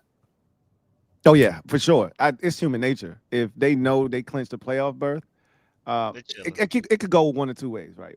You come out flat, like, oh, we got it, we straight, we won't need this game, or you could be amped, like, yo, we in the playoffs, let's turn up, we on national television. I think just off the fact that you on national television, primetime spot, having been on this stage all season, Sunday Night Football, as I've said before, is the biggest game the NFL has on a weekly basis. They're gonna want to turn up in that game, but if somehow we're already clinched, it does, mentally, it does change how you approach the game. Unless the Vikings beat the Packers on Sunday, because then that changes how we view even if we clinched, that means we could possibly move up into that 6th spot with a chance to send Jayden back up home to LA in the first round. So I know there's a lot of different scenarios, man. This weekend's gonna be fun. So, okay, no, we're not doing that. I'm not going. Yeah, I'm I'm about to take y'all to a different place. You're not gonna do that. You're not gonna do it. Don't jinx us, fellas. Don't jinx us. Hey, I'm about to send us All down. y'all are. I'm looking at y'all. We ain't I'm gonna do blaming that. y'all. That's my fault. JTF, you see what he's trying to do, JTF? You see what Rio was trying to do to us? This Merry game just another Christmas. bird we just gotta kill. That's it. You're putting the horse in front of the cart, man. That's right. Merry Christmas to our great football content creators, man. Merry Christmas to you, JTF, man. Really appreciate you, man. Much love. Kyle W. Thank you for the super chat. Greatly appreciate you. Who writes, we got one of them ones, y'all. We got one of them ones, period. And Lou, it feels different because it is different. Yes, Hell, sir. Kings, man. Hell to you, man. Yes, Look, sir. I've been saying it all year long, man. It feels different because it is. And I think for a lot of fans, yesterday was the proof that it's different, because I think the PTSD was at an all-time high yesterday. When we got down 14-0, you should have seen how people was conducting themselves. I had to type in all caps, this ain't the Rivera crew. Like, we still got one of them ones, and this is a different team and a different staff. We ain't selling here, fellas. We not selling. And sure enough, they came back and showed. And I think if you still got PTSD, if you still don't believe after that, like you should have believed after the Cincinnati game or after the Chicago game or even after the Dallas game. I know we didn't win or the Baltimore game, right? It's been so many instances where if we had anybody else at quarterback, that Baltimore game, we would have lost that game 41-13. We've seen it before, right? Yep. When they went up 27-13, that game was over. That man had to convert 2 fourth downs, including a 4th down to Terry in the end zone. He would not let us die in that game, right? If the Bears game, the Cowboys ending, and this game, if you're not convinced after this, I don't know what to tell you. I ain't got nothing for you. DC Community Carrot, thank you for the super chat. Greatly appreciate you. Who writes, what's up with Lattimore's injury? JD5 equals Neo in the Matrix. I love it. Nobody knows the severity of his injury. We do know it's a hamstring. First of all, there were more injuries in that game. Did y'all hear DQ after the game talk about how many people went down? Like, I wasn't aware. Did y'all know Andrew Wiley went down? Andrew Wiley. I know Diami left the game. Diami left the game. Andrew Wiley, he said Jordan McGee, who was playing well, he had a hamstring as well and left the game. And then obviously we know about Marshawn Lattimore. So there were a lot more injuries that were sustained in that game than I realized. But we don't know this. Less an excuse for the Eagles. Look, man, I just love it. I love the fact that they're making every excuse. Hey, before we get to the next chat, yo, did that Eagles interception dance, little synchronized thing, did it grind y'all gears like it grinded mine? Oh, of course. I mean, first of all, it gave me Miami Dolphin flashbacks because they clearly worked on that shit, right? And that shit was beautiful too. I ain't gonna even front. It was getting all zesty with it. They was real zesty. They had the little hand and shit and little hip moving, a lot of gyrations and whatnot. I was like, wait a minute. And they like I said, they was real zesty with it. I was like, come on, man, really?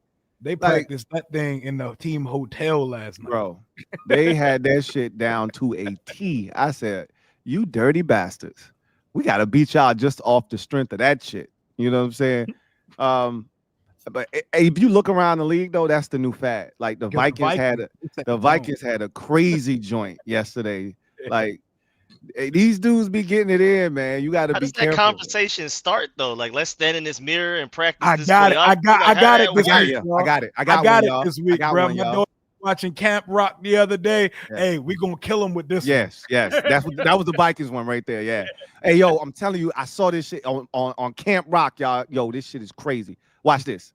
And then they do the shit, and then they be like, all right. So what I'm gonna do is I'm gonna start it off, and then y'all just follow me. Once I hit this joint, then y'all just jump in with me, right? No, like, no. It's crazy. They can't get me to do that, man. When you play sports, you know the locker room, it's like a bunch of kids. Like, it is, man. And that's what's fun in it, because that can be a very high pressure thing to do, even with the millions of dollars you make. Yeah. They was having fun, man. That definitely got under my skin. I was like, ain't no way. And then what'd you call them again? The wet whites? The exciting whites. The exciting whites. And one of the exciting whites is leading the charge. I'm like, come on. And he always get us. He had the interception both last time. Yeah. I was like, man, we gotta get this dude, man. He good too. Reed Blankenship good too. He a good footballer. He's nice. Yeah, he was really good. JTF, thank you for the super chat. Greatly appreciate you. I'm still tripping off of the Ku Klux clamps. Who came up with that shit? That is so not okay, but it's fire. That's a classic, dog. It's hilarious. Who came up with that, man? I cannot. These Eagles fans are out of pocket, man. I can't, man. They're defending receivers with white supremacy.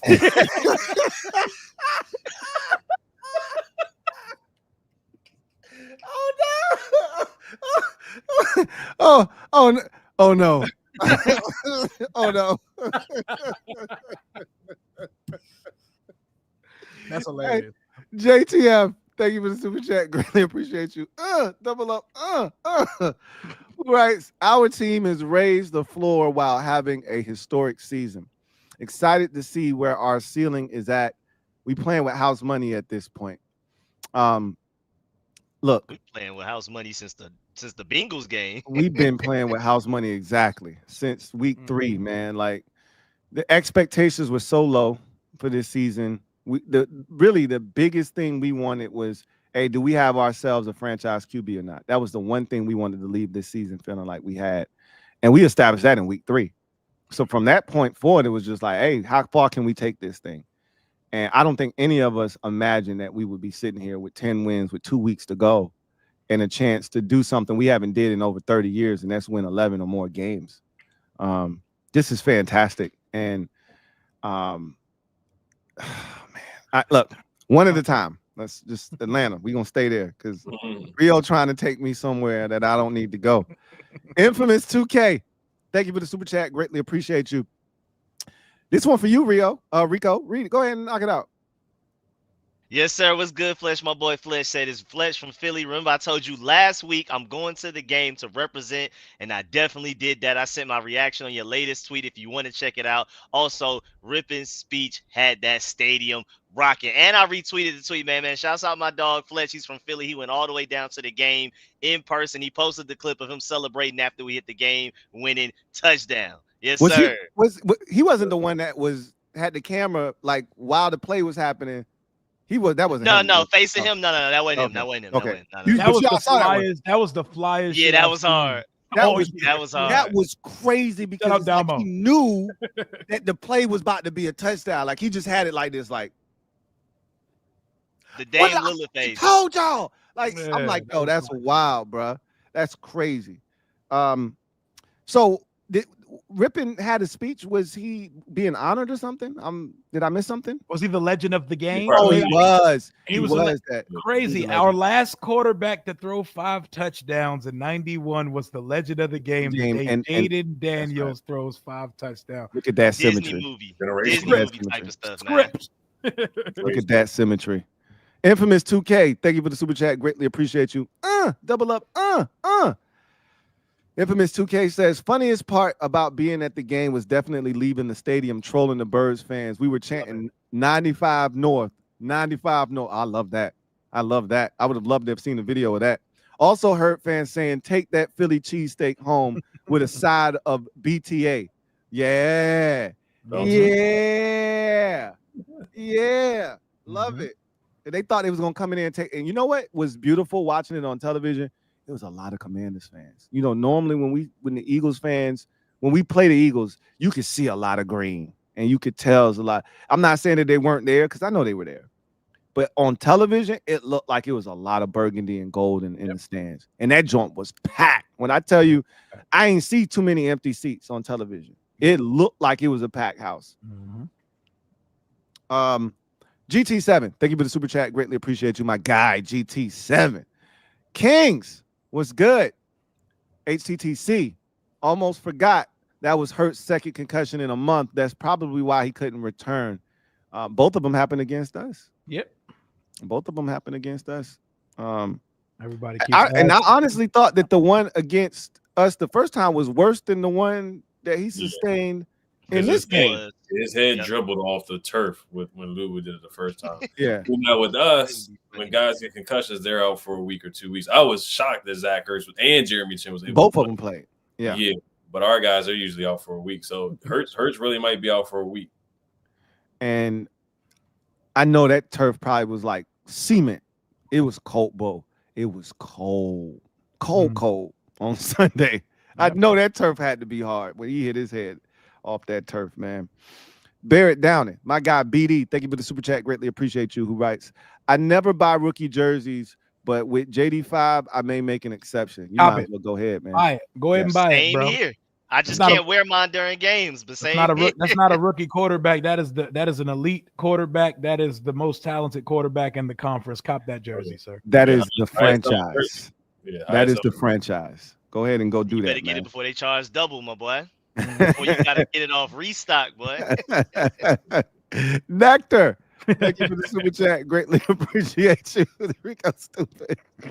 Redactor writes, I'm gonna get LB in an in and out uniform for Christmas. So me and him are supposed to be doing a show tomorrow. He hit me up. So he was he moved apparently, and he didn't have his studio set up. So he finally got it set up. So we supposed to be doing a show. He was very gracious after the game. So I'm gonna cut him some slack. Well, He when he did his video yesterday, he pretty much said, "Hey, no excuses. We didn't lose this game because Hurts didn't play. We lost because we gave up too many plays to Jayden Daniels. Like we gave up 5 touchdowns. Like Smitty needs to catch the ball. If he does, they win the game. It's really simple. If he catches the ball, I said, isn't that ironic? Don't you think that that's the second time this season the Eagles have lost a game that they probably would have won if one of their best players would have just caught the football? Yep.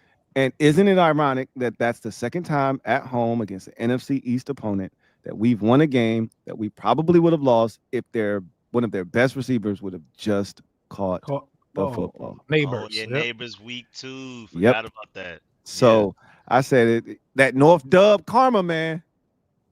It's different. It's hitting a lot different than that FedEx Field karma.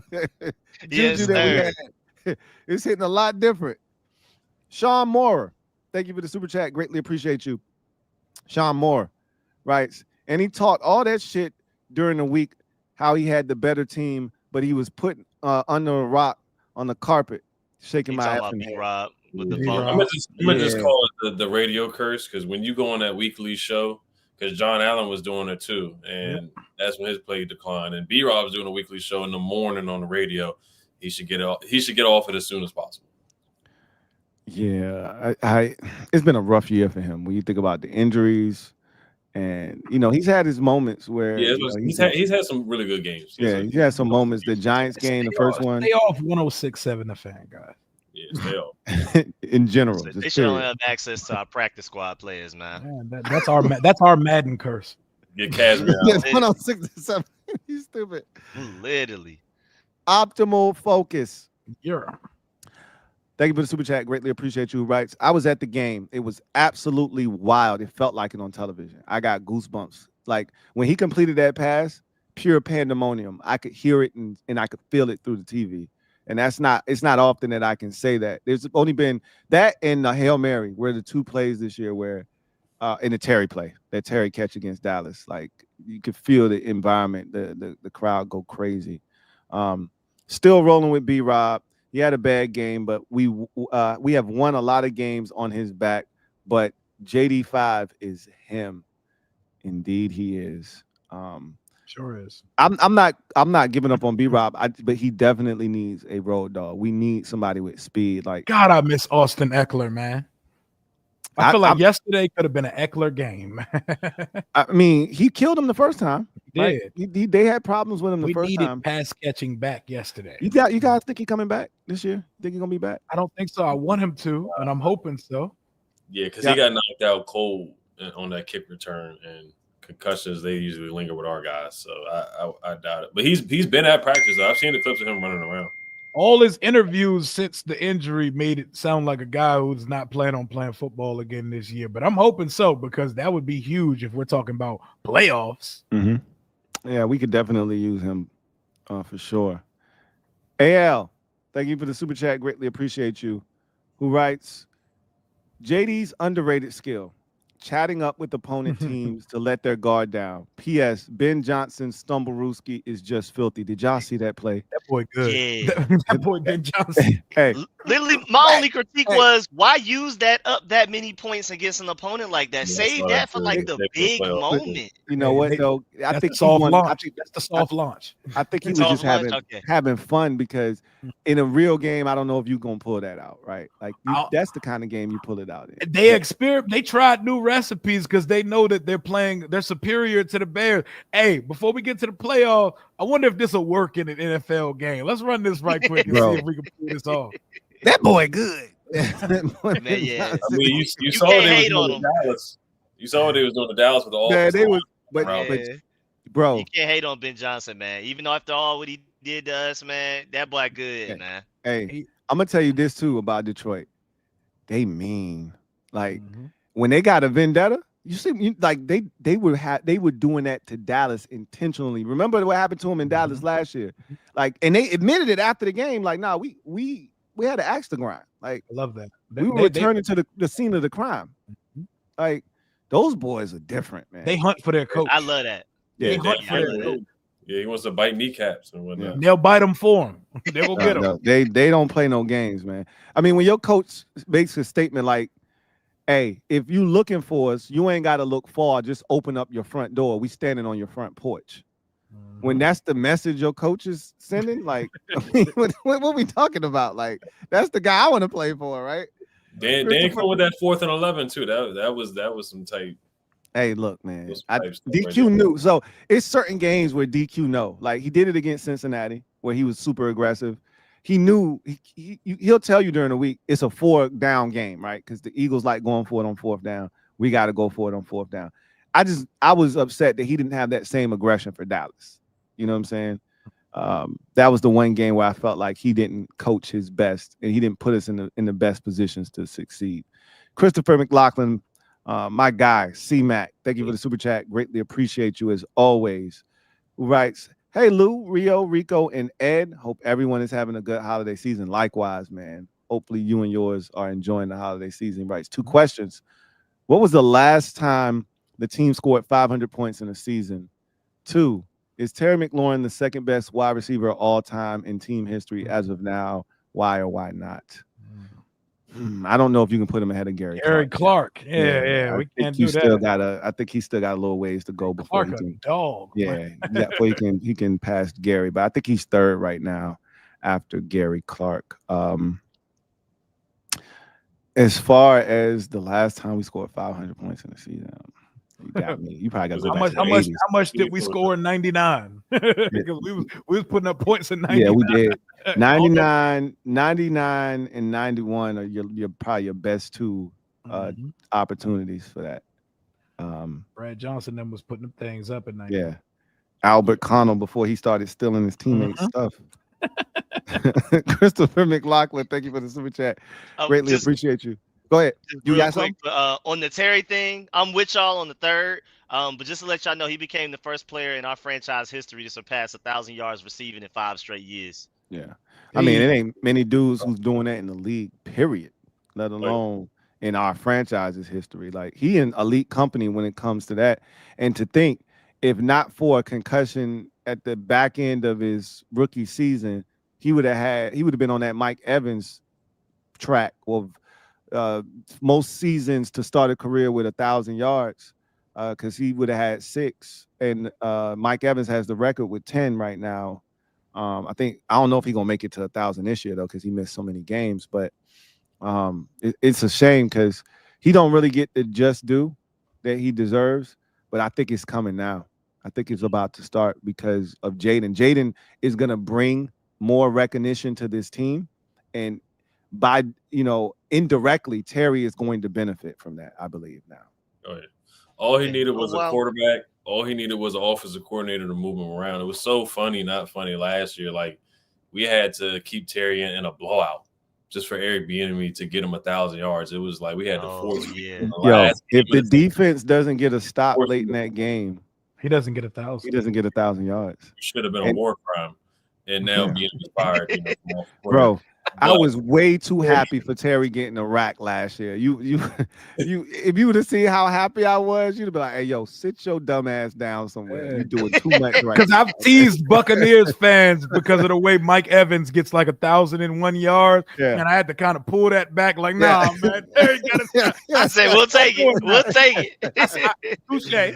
Hey, you got a whole different vantage point now, don't you? You got a little bit more respect for that 1,003 yards now when you just creep over that G. Let me ask y'all a question. Y'all think Cliff one and done? Y'all think he going to Chicago? No, I don't think he's getting a head coach job. You don't think so? Nah. Nope. I think it's a possibility. I think he interviews because of him. I would only say the relationship with him and Caleb a little bit. I think that might be the chance he goes there. But I think Cliff, honestly, I think he's comfortable where he's at. I think he might feel like, hey, man, this might be his calling. That might be his role to really be a coordinator. Man, I hope y'all He right, don't want man. to talk to agents. He don't want to think about defense, man. I just don't see it. I know he loved I hope Caleb, y'all but right. I think hope y'all right. Chicago gonna beat the door down for Ben Johnson in the offseason. I think they're gonna put a full court press. They're gonna make him take the interview. They're gonna fly the plane there even if he say no. Like I think they gonna do everything. Bro, that's the best play caller in the NFL. That's no disrespect to Andy Reid because Andy Reid is that guy. They're going to put the press on that. I don't think Cliff gets a job this year. But Ben Johnson is super picky. Yeah, he might send that text in the middle of the flight and tell him to go back home. I don't know if he's gonna leave Detroit to go to Chicago. That's a dysfunctional organization. He wants to go somewhere. Like I really think he's waiting for Kansas City, like waiting for Andy Reid to retire, some type shit. I think like if someone that. offers the right amount of money, I think that would matter too. Remember they had him negotiating like a free agent during the coaching process last year.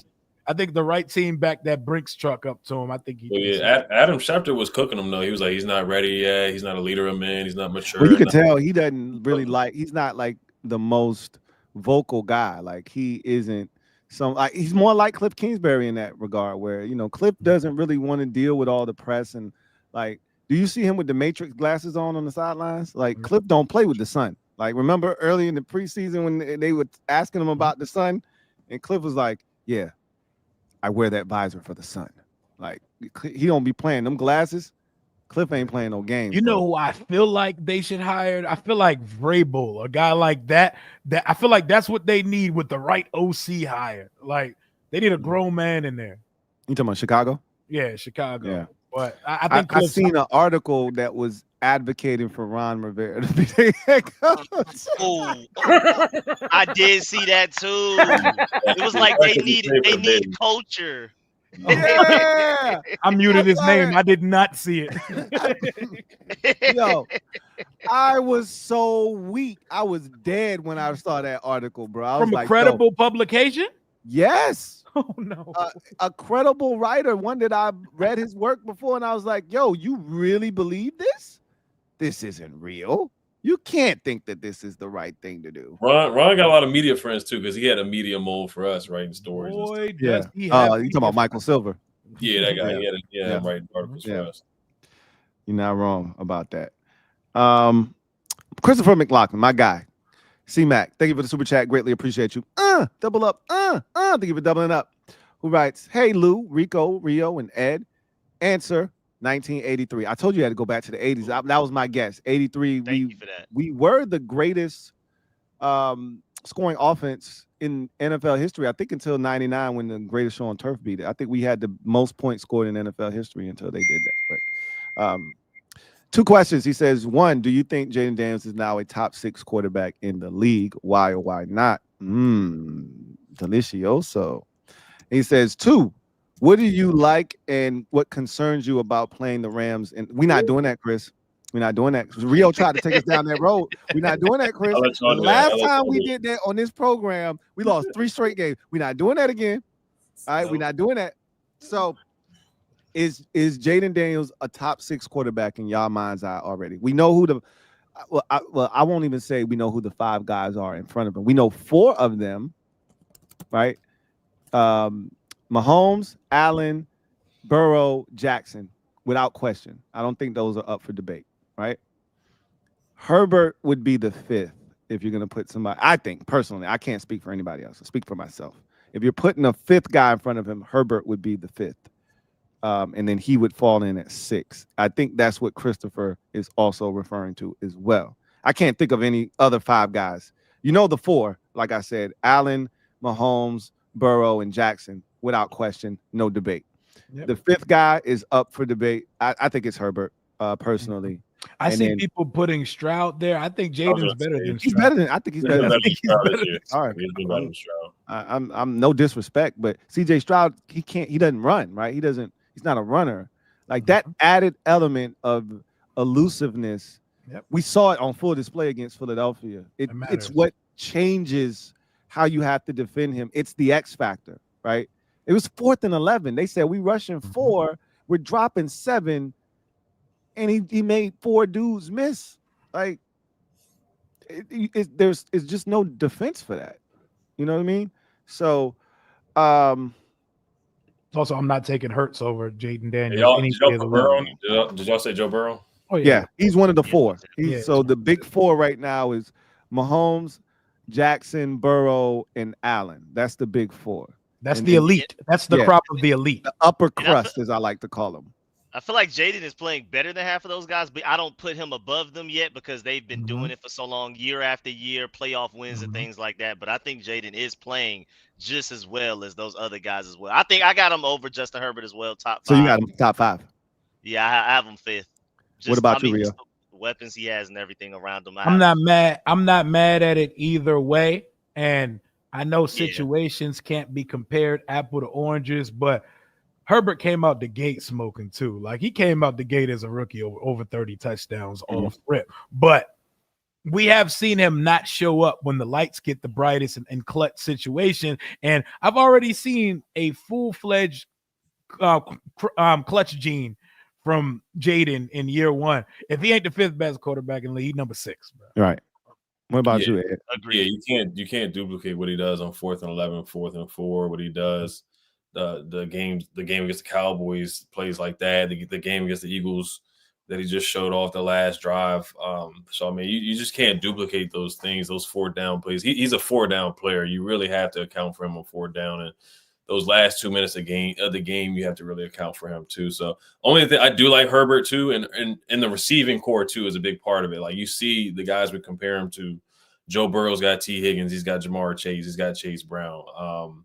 All the good quarterbacks have at least 2 or 3 top 15, top 20 receivers on their roster, and he's throwing 2 touchdowns to Zacchaeus and 2 touchdowns to Jameson Crowder, who just got off injured reserve. So, I mean, you look at the comparison. Zach Ertz is his number 1 tight end, no yak Zach. So, I mean, he's doing that with that cast too. So, Jayden's definitely top 5, top 6. Look at the company our baby rookie quarterback already keeps, man. It's gonna get spooky after a good offseason. Isn't that crazy we having this conversation already? Isn't that wild? Like, insane. This is who we talking about him being in company with. Like, just take a step back. This is why Eagle fans are mad for real. Because they already know our quarterback better than theirs. And they got to deal with this for a decade. But boy, they turned into Bo Nix fans. That's how much they hated on Jayden. Oh my God.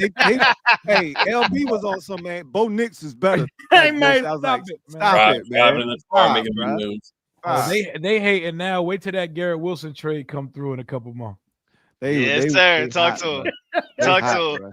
Yeah, nah, it's crazy too.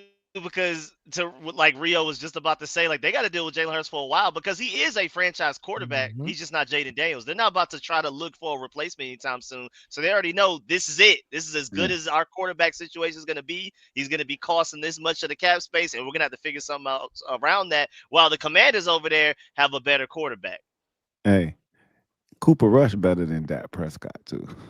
Ooh, that's an uncomfortable conversation. They respond better to him than they do to Dak. Hey, I love where we said that, man. Hey, oh my God, I'm so glad we'll talk like this when you winning, man. Hey, after I just said that, spitting facts all day. Look at that, man. Right on time. Yep. Commanders Kings. What's going on? Spitting facts all day. Happy holidays. Likewise. I believe we will be in before our game even starts because I believe the Bucks will lose again this week. I don't think they losing to the Panthers. Carolina. They should have beat them last time. And they should have beat them last time. And they've played like 5 straight. Like, so really good. I ain't gonna let you hype me up, Rio, because you trying to hype me up. I ain't gonna let you hype me up. They might beat them. I ain't gonna let you hype me up. Bryce get the 200, they winning. Bryce get the 200 yards, they winning that game. I be watching that game hard at 1 o'clock. Like, come on, man, let's go. Only to be disappointed. Be the biggest Super Hubbard fan in the world. They're gonna lose it overtime again. Hey, I hope you're right, man. I would love nothing more than I would rather us do it ourselves personally Like, but I just want it done. And I'll take the easier path if that all possible, right? Like 10 is the magic number. I've been saying that 10 should get you in, and it might be the magic number. It might get us in before we even play to try to get our 11th win. John Madrano, thank you for the super chat. Greatly appreciate you. Who writes, crazy this time last year, our Christmas miracle was barely losing to the Jets. We talked about that earlier. Shout out to Greg the Leg, man. To successfully tank for JD5. Now we talking playoffs. What a difference a year makes. What a difference a year makes, man. Wow. Like that game. Think about how different ruined Christmas, bro. Think about how different our path would be if. Think about this. I was talking to my buddy earlier, and when you get that number 2 pick, the option is taken from you, right? Mm-hmm. What do you think we would have done if we would have got the number 1 pick? We definitely got Caleb. Well, Dan Quinn did say Jayden. He did say Jayden. It would have got interesting. You know, I think they would have taken Caleb Williams. I think they would have too, but I think it would have been a close conversation because there are a lot of fans of him. But come on now, you know it's different. At the time, the pick looked like number 1 was easily Caleb Williams. Right. It's easy to say that now in hindsight. I think it would have been Caleb Williams, and I'm so glad that option was taken from us. And Jayden Daniels, and look, he could have been the guy. Like they told us when they selected Dan Quinn as our head coach that he was the guy all along. That's what they told us, right? Even though they were going to interview Johnson, Ben Johnson, they told us that the job wasn't his. Like they wanted to just talk to him, but Dan Quinn was the guy that they really didn't want to pair a first-time GM with a first-time coach. Like that was a real thing. So it may not have been Ben Johnson, but oh, man, I'm just so glad that we got Jayden Daniels. What's crazy is their season has went to hell so bad since we beat them that you can't even really look at Caleb. Like you see the sacks and the decision making and the slow processing clock, but we're talking 19 touchdowns to 5 picks, 3,300 yards. He's having possibly one of the best Bears quarterback seasons ever, but it's being wasted. Yeah, he's good. There are certain things with his game that I don't love. Like he takes too many sacks. He stands back there and he'll take a sack, but he's good. And you watch him do some of the things he does, you go, man.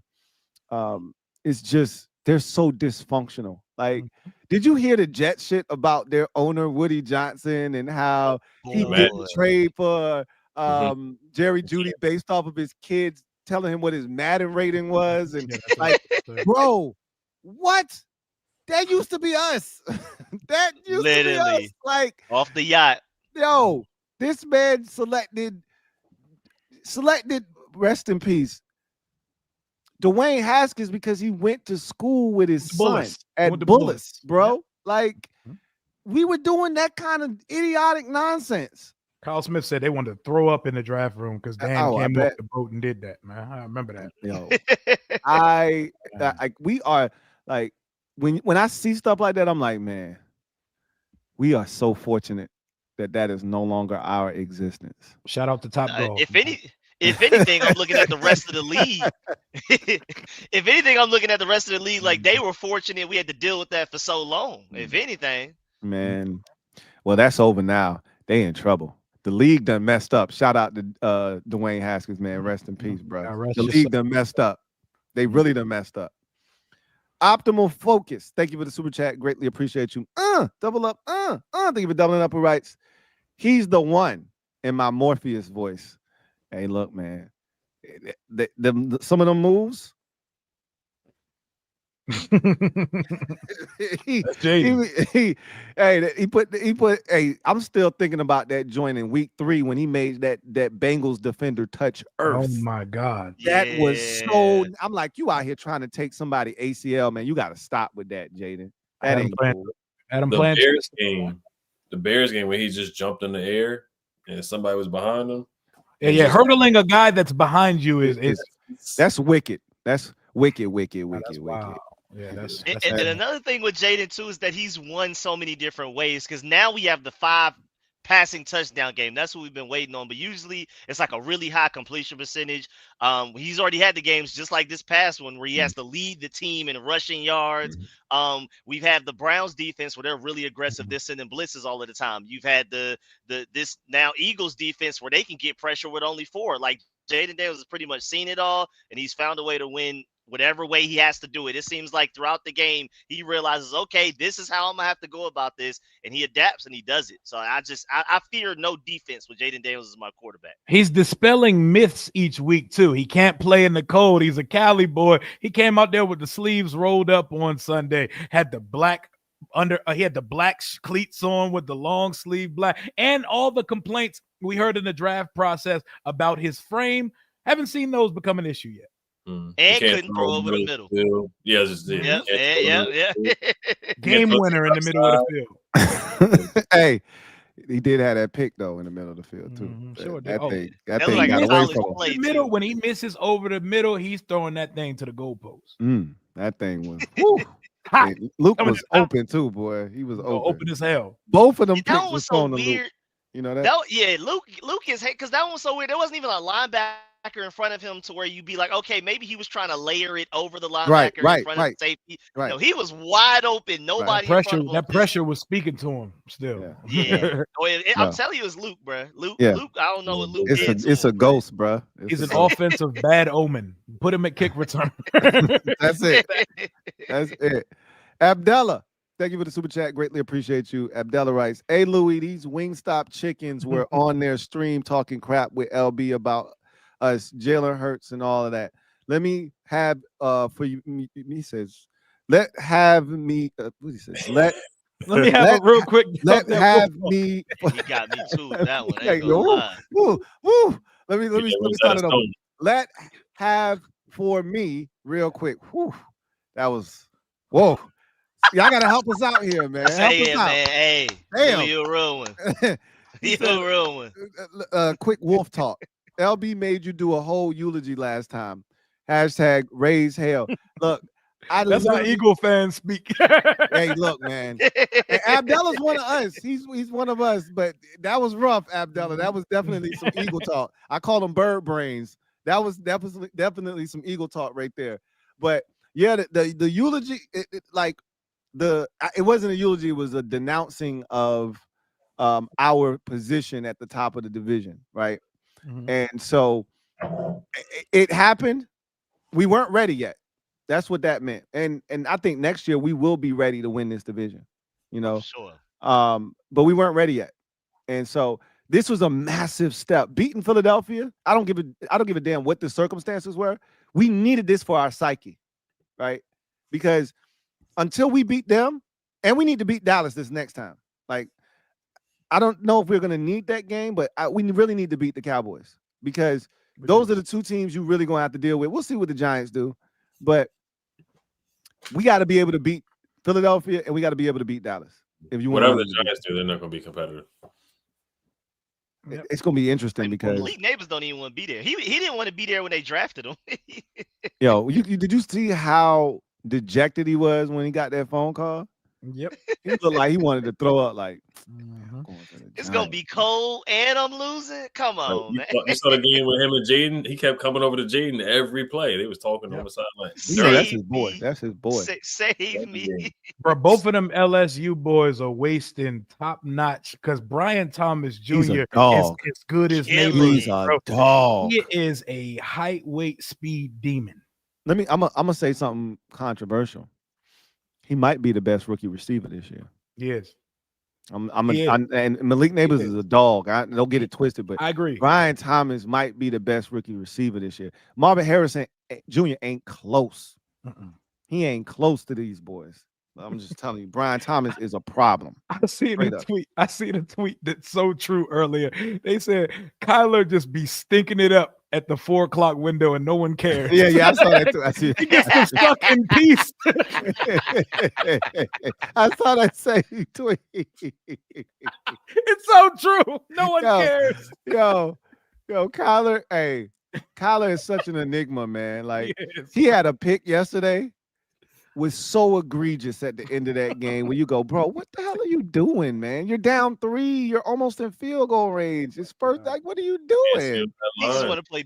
He just want to play baseball, man. Remember, he was thinking about Yeah, going to yeah. baseball instead of football. That's all it is, man. You just want to play video games, man. College No, is that a too. game, be a game here, man. He trying to get on Warzone. Hey, Gregory Pat, thank you for the super chat. Greatly appreciate you. Writes, now with this big win, do you guys see us possibly a letdown versus the Falcons? 4.5 point favorite seems low. Appreciate all you guys. Merry Christmas to you all, man. Merry Really Christmas. appreciate you, Gregory. Appreciate that. Ah, man. I thought about the emotional letdown, right? That was such an emotional win. Here's the difference. I think this group has done such a good job of keeping the players focused. Yep. It was such an emotional win on Monday night against Cincinnati, and they said, "Nah, we're not going home. We're going straight to Arizona," and then we proceeded to put up a 40 spot on them. That's like, right. I think this staff is going to do a really good job. Hey, let me ask y'all this. I personally, and y'all can take this. Do y'all think the 4.5 is a good number, or is that a little bit low for y'all in terms of how much we're favored by going into that game? Then I'm gonna ask y'all something after that. I would say 5.5. But like I said, I mean, they just have a lot of weapons. I mean, you have to respect Drake London. You have to respect Bijan. He's had a great season. He just put up 94 yards on a terrible Giants defense. And then Darnell Mooney's good. And then Kyle Pitts has been underwhelming, but he's talented.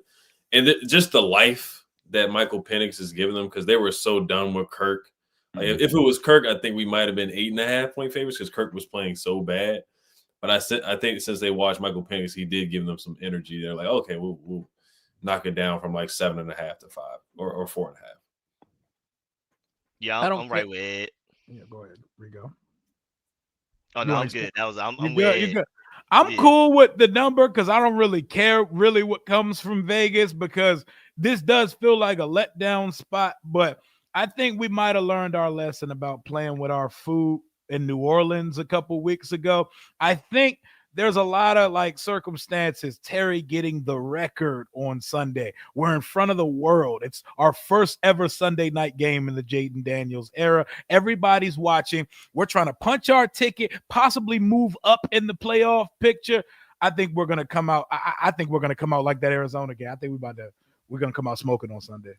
I hope that's the case. We've been so good at home this year, minus the Dallas game. Even the game 6-2? Right, but even the Steelers game, we played well in that game. We missed opportunities. So, I like us in this spot, but gotta take care of business. I want to ask y'all about the celebration in the locker room after the game. I know y'all saw it. Yep. What y'all think about that? And Joe Witt, Junior, you see him, Joe Witt, and you see Joe in the locker room wilding. He was amped, bro. Did you see his face when DQ walked in? Yeah, he was amped, bro. You could tell he been taking a lot of flack for this defense, and didn't start well. And for them to finish the way that they did, he was definitely excited. What's been y'all favorite locker room celebration thus far? That was a good one. That one's pretty high on the list. That Louvu during the Bengals game, when he had him talking about 3 claps and a Ric Flair, that one. Oh, I was ready to jump off my dad. I was hyped. Yeah. Pacha, 2 claps and a Ric Flair. That was different. Yeah, that one definitely might. I think that one is at number one. It was good to see DQ get some love, and it was good to see everybody. Like Doug was in there, Joe Witt. That's the first time I seen Joe Witt in the post game joint, like getting amped like that. You could tell that was a big one. And I talked about it, during the week. Like the coaches really wanted that one. The players really wanted that game. You could tell that one was circled on the calendar. Like DQ made it a big deal. Like, hey, you want to be a heavy hitter? You want to be a big dog? You got to beat a heavy hitter. You got to beat a big dog. And you could tell they felt like, all right, we hit some adversity, but we found a way to get it done, man. That's a big win. No telling what that could do for this team moving forward this year. Like, this is a dangerous team this year. I'm just saying. I think my favorite thing about that post game too the biggest deal and the whole idea of that game was the quarterback. They don't really make it all about him in the locker room or stuff like. They don't ostracize him from his teammates or isolate him. They pass around the congratulations. So I like that, man. They love those Has Jayden Daniels even gotten a game ball yet? Like, I he think just he kind of did. just like I don't think he's been a team captain either. I think they He's just been at one time. He's been a team captain time? once. Yeah. I think he's been a team captain one time. I like the one when he gave the game ball to Cliff when we blew out. Speaking of Kyler Murray, when we blew out Kyler Murray 42. Oh yeah. Back to Arizona, I like that one too. Yeah. And when he came in hyped after the Giants win, and obviously the Bears win when they was turned locker rooms. Everybody was turned that time, that night. That was wild, man. It was good to see, man. I love that energy. I really truly do. Abdallah, thank you for the super chat. Greatly appreciate you. Double up. Thank you for doubling up. Who writes, LB and those Eagles content creators were coming at a lot of Commanders content creators. It's all love, but y'all talk, clown them. Oh, you know what it is, man. Like all week. Like I was trying to I'm gonna take the high road, right? Because you can get humbled real quick. And I know the football guys be like, yo, calm down. Like, because they know I can get, like, this is why they don't let me have nice things, because I don't know how to act. It's like, yo, don't show your ass, act with class. And as soon as you give me something, I'm off and I'm running with it. So I'm gonna just behave myself, man, because I need that good juju. I need that good karma. So responding and reacting to their reactions has been the best part. I'm telling you, man. Go look at some of these Eagles content creators. I watched the dude sit in silence for 90 seconds after that game winning touchdown. Bro. I ain't hear no blow the whistle, none of that this weekend. Blow the whistle.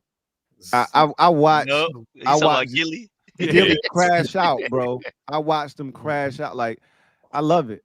I love it, man. They've been calling us bum-manders. They think that's bum-manders all week. Like, ooh. They only beat us because Jalen Hurts wasn't in the game. We would have beat y'all if Jalen Hurts ain't get hurt in the first quarter. Hey, Rio.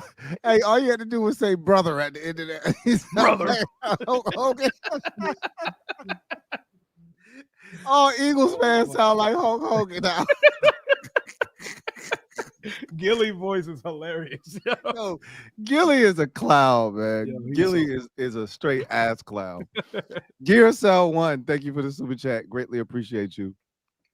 My guy Gearcell 1 writes, HTTR, tidings from Lefty Nation. You know what it is. Just saw Kirk Cousins wearing seat pleasant green butt out yoga pants. Tragic. There you go again with Gearcell every week. Every week with the yoga pants. I told you inspired me to buy some yoga pants. 2 pairs. 2 pair of yoga pants, man. Fabletics. But there's no butt out on mine. They fit. And everything's all fabric. KRT. Thank you for the super sticker. Really appreciate you, KRT. Greatly appreciate you. Enough said, man. Enough said. Abdallah. Thank you for the super chat once again. Greatly appreciate you. Abdallah writes, is it me or should we rely on McNichols more? He seems shifty. Also, B-Rob has always been too inconsistent for me. He is too slow with this O-line. What do y'all think about B-Rob? I mean, I think when we go up against a defensive line that we can actually block against, he's great. But yeah, when you're going against a defensive line like the Saints a couple of last week, the Eagles this time, and you can't run it up the middle, you do need to find somebody that could be a change of pace back for you in those situations. I think B-Rob's biggest red flag for me is his vision isn't there sometimes. I think he leaves yards on the field. You don't have to run to the designed play area all the time. Other holes open up and you can be creative as a running back. And I think sometimes he misses big opportunities and chunk plays because he pretty much has to go in a straight line. Yeah, I mean, you watch some of the other backs. You look at Bucky Irvin, Jahmyr Gibbs. They just have a different burst. They have a different gear. We just got to get a different change of pace guy. That's what it is. I agree. We had Eckler in there, and he did a good job of it. But we do need to draft somebody who can bring that change of pace and that explosive and the home run hitting. I think Eckler had the longest. If it wasn't for the Titans game, B-Rob had the longest run of the season. But before that, I feel like Eckler had like the longest run or the most explosive player or something like that, other than Terry. So we just got to get a change. We got to get a young Jameer, Bucky, James Cook, one of those type guys in there. We got to get one of those guys in there. But I love B-Rob. B-Rob's been super. I know Abdallah said inconsistent, but when he's been healthy, the biggest thing he hasn't been healthy. I mean, we've gotten to game time decision, and he's been ruled out. And there's been a lot of wear and tear on him this year too. But I'm not concerned about the fumbles because that's not his MO, knock on wood. It's not like Gibby or Matt Jones, guys like that. But he needs another back with him. I agree. I'm still a big B-Rob fan. He's our David Montgomery, right? We just need a Jahmyr Gibbs to pair with him. And that's how I feel. Like he's the physical battering ram guy. We just need a speed change of pace back to complement him. And I think I would prefer him to be the Robin of the two backs, if possible. Yes, without question. I mean, I think that's how most people view Jahmyr Gibbs is the Batman. Like David Montgomery is a dog, but you're more afraid of Jahmyr Gibbs when he comes in the game. You know what I mean? So, or even a Devin A. Chain mold, somebody like that. Oh my God, yes.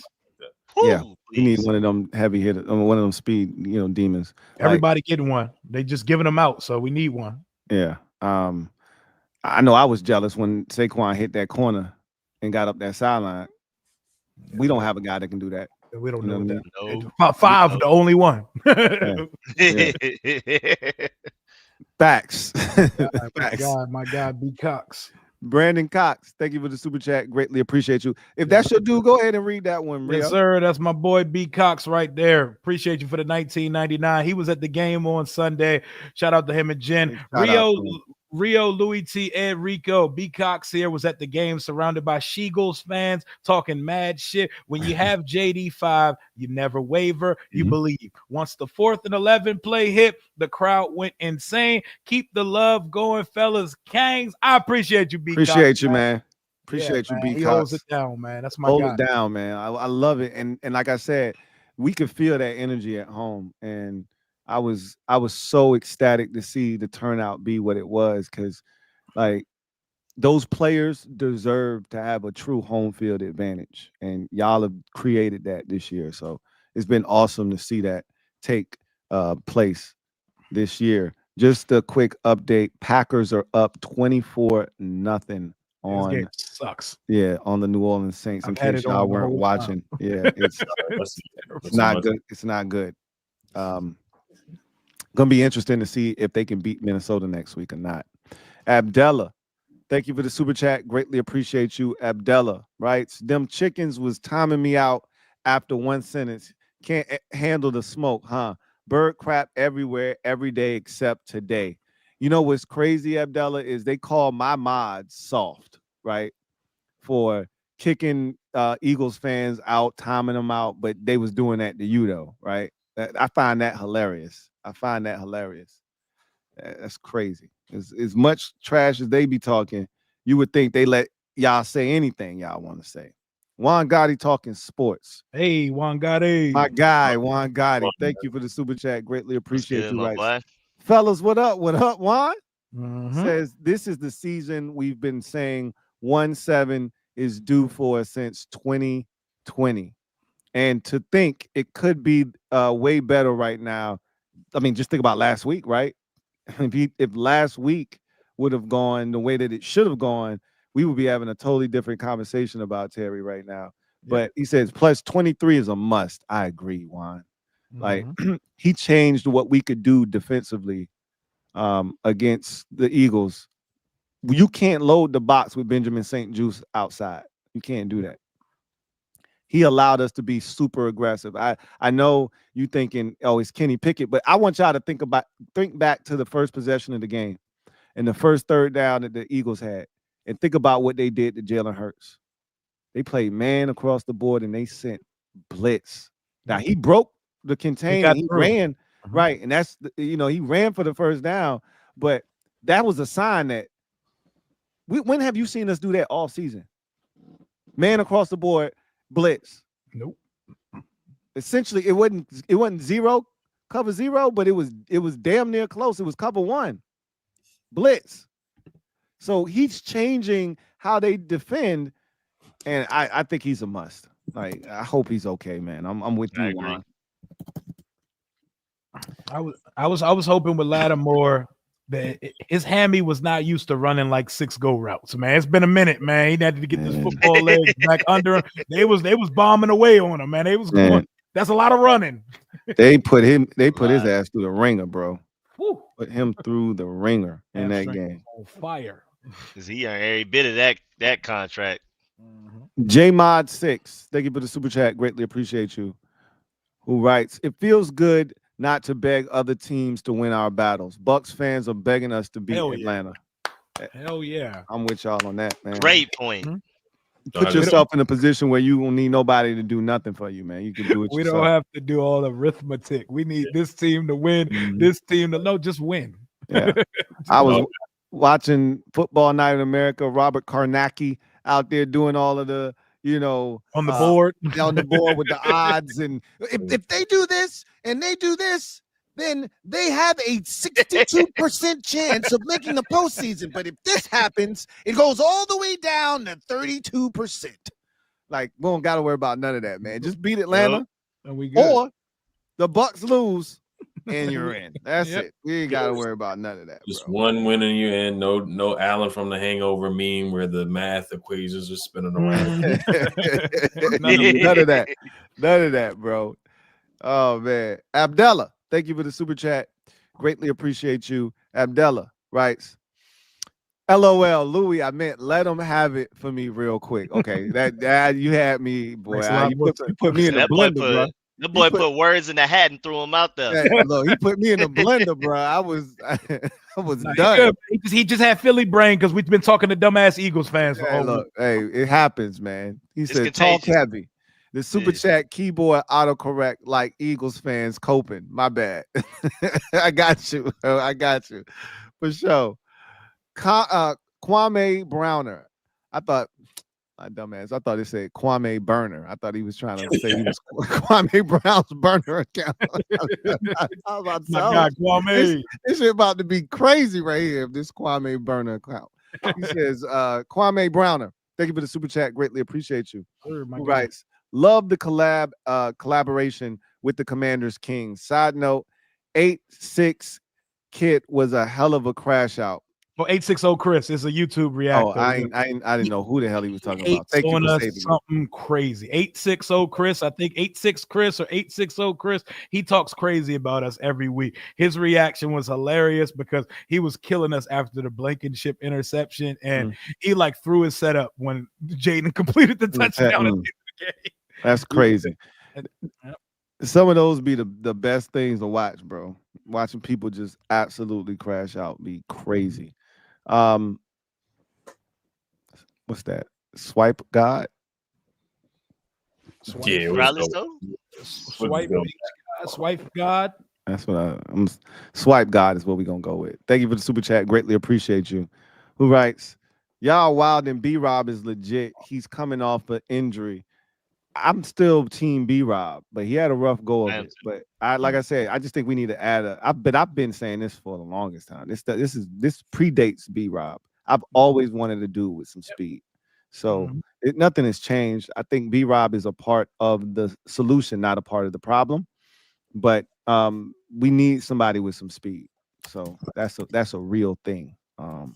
I'm still a big B-Rob supporter. I just want a Batman. Yeah, no, I agree. I agree.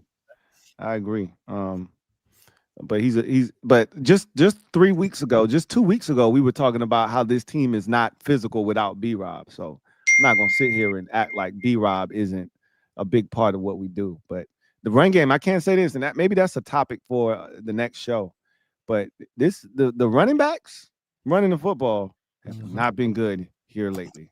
And it's not just the running backs, it's the offensive line, it's the play calling, it's a mixture of all of those things. We have not been running the ball effectively with our running backs at all here of late. And if we're going to win, it's been Jayden. It's been all five. Since the Titans game was like our best run for B-Rob. That one big run. Mm-hmm. that he had in the beginning. I mean, he had 100 in that game, Yeah, and C-Rod came in the fourth quarter, yeah, almost got C-Rob went 100 in crazy. that So game. that's true. They both. So, we haven't had any good success running the ball since the bye week. We came off the bye, and it's like we forgot how to run the football with the running backs.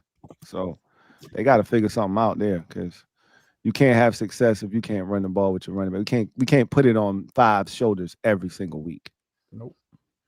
Anyway, real quick, and then we out of here. We got one more super chat, but give me your prognosis for the Falcons game. What do y'all think is going to happen? I'll let somebody else take it to start. You know, we want it. I'll start it off. Okay. I think the Falcons game is going to be interesting. I think you bring up a great point about what if the Bucks lose earlier in the day, but what if what if the Packers lose earlier in the day as well, right? Like there's a number of different. I think none of that is going to change how they approach this game. They're going to come out on a big stage with a chance to show the world who they are.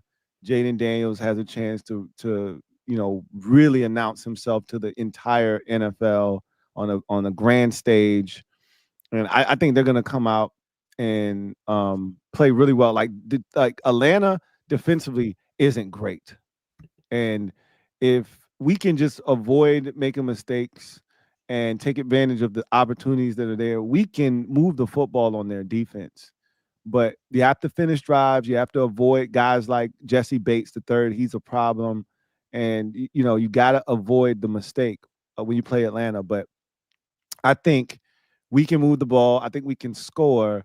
The thing that I am afraid of, and I'm going to be honest with you, is their run game.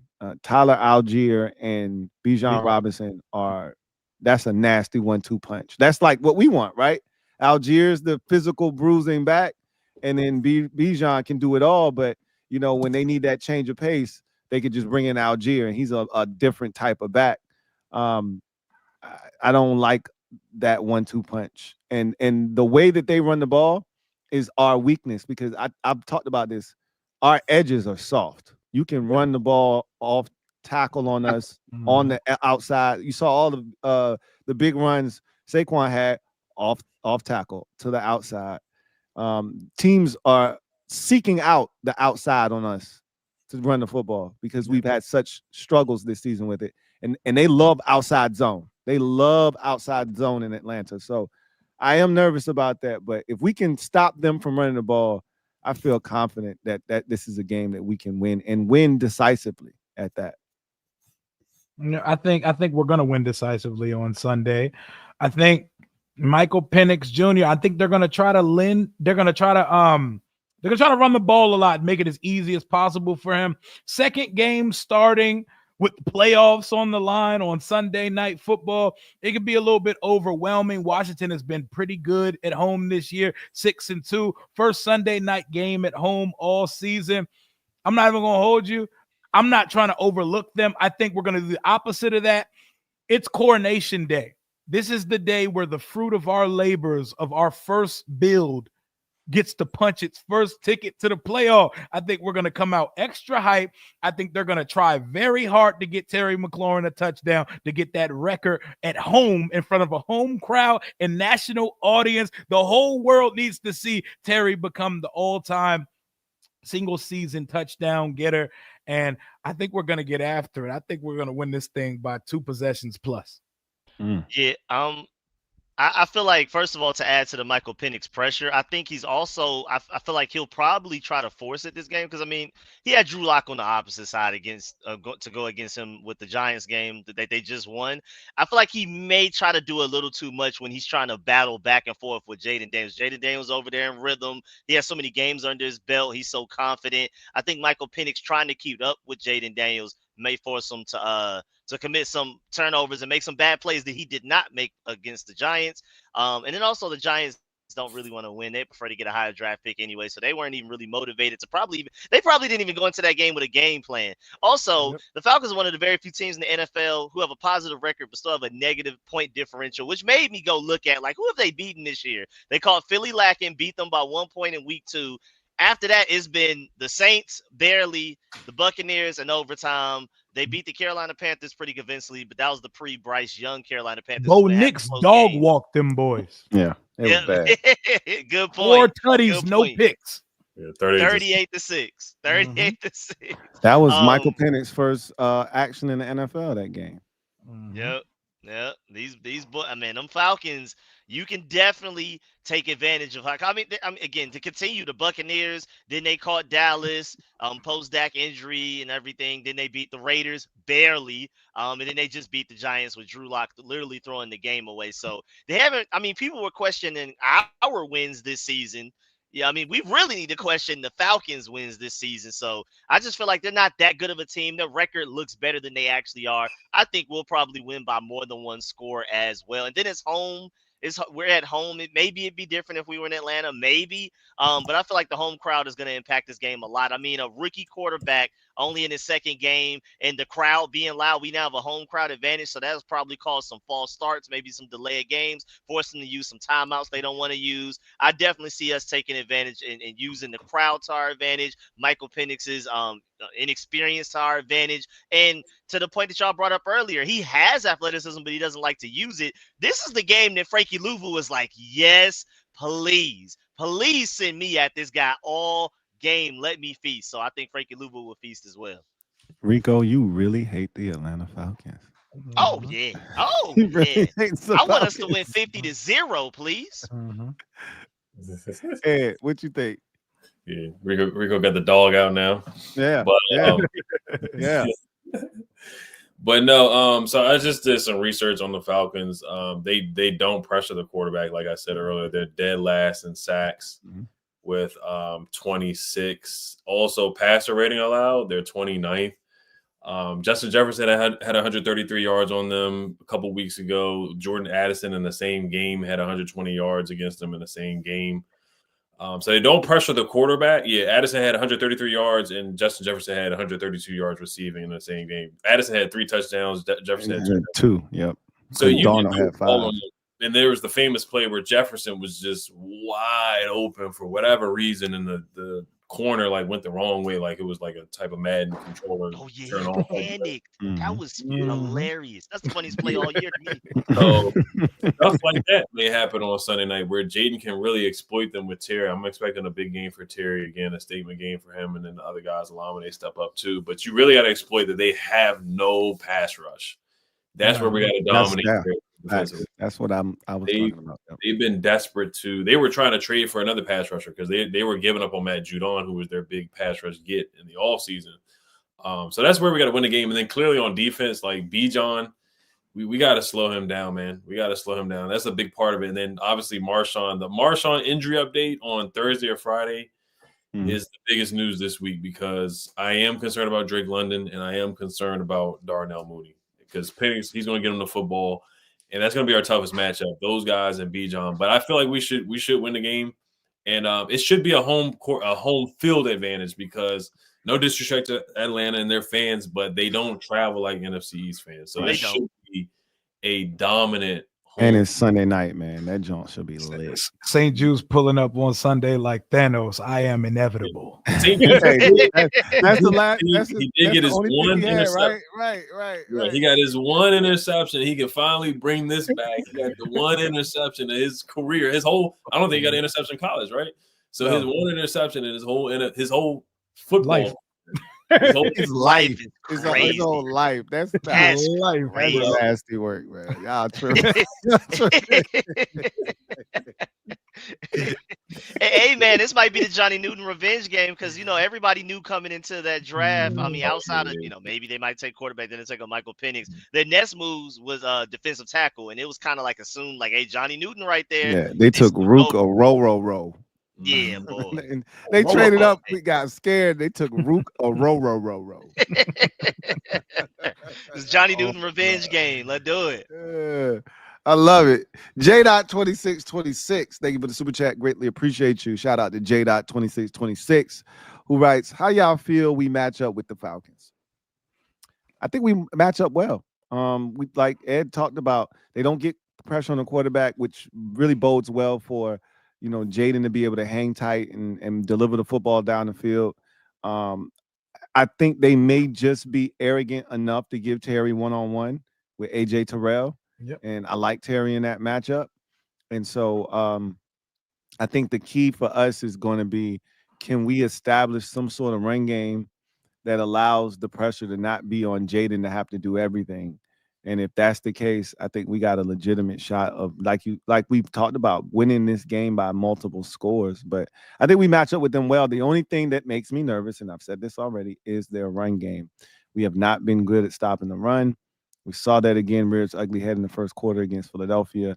And they aren't going to stop running the football, and they love to run outside, which is our Achilles heel. So I have a question for y'all before we get up out of here, though. Feels like a good week for KJ Osborne to play football. What do y'all think? What do y'all think? Yeah. I think we're going to go ahead and open up that package this week, man. With Diami potentially being down, we may not have a choice. KJ might have to say, "Hey, I'm here, so you better show up." You got to figure out something else because I ain't going nowhere. I don't know, man. I think the bigger question is, if everybody's healthy, does this man get off of the bench? That's the question. Because Lamine stepped up, he played well. Who you sitting down? Crowder played well too. So it's Terry, Crowder, Lamine, and then Luke comes in a pinch. But Luke established himself as a kick returner now. So you can't sit him down now. So really, the only person that was available to sit down was Jameson, and now he catching touchdowns. And he look, I gave him the church mama side eye when he bobbled that damn punt though. I looked down like, oh yeah, early in the game. Yeah, do that again if you want to. Yeah, like what is wrong with you, man? So I think this is KJ Osborne week. If Diami's out, hope he been studying. Yeah, I hope he's ready. He's actually a smart guy. Like he actually saved somebody from a car accident or something like that. I was reading a story. And he's like doing something. He wants to be like a CIA agent or something. Like he's like really, really, really educated and all that. So he should be getting into the plays and remembering them, stuff like that. We're gonna find out. Yep, very soon. We're gonna find out. Oh, we got 3 more. Hold on. Swat God, thank you for the super chat. Greatly appreciate you. Double up. Thank you for doubling up. Who writes, if we can stop Barkley, we can stop Bijan. Only if it were that simple.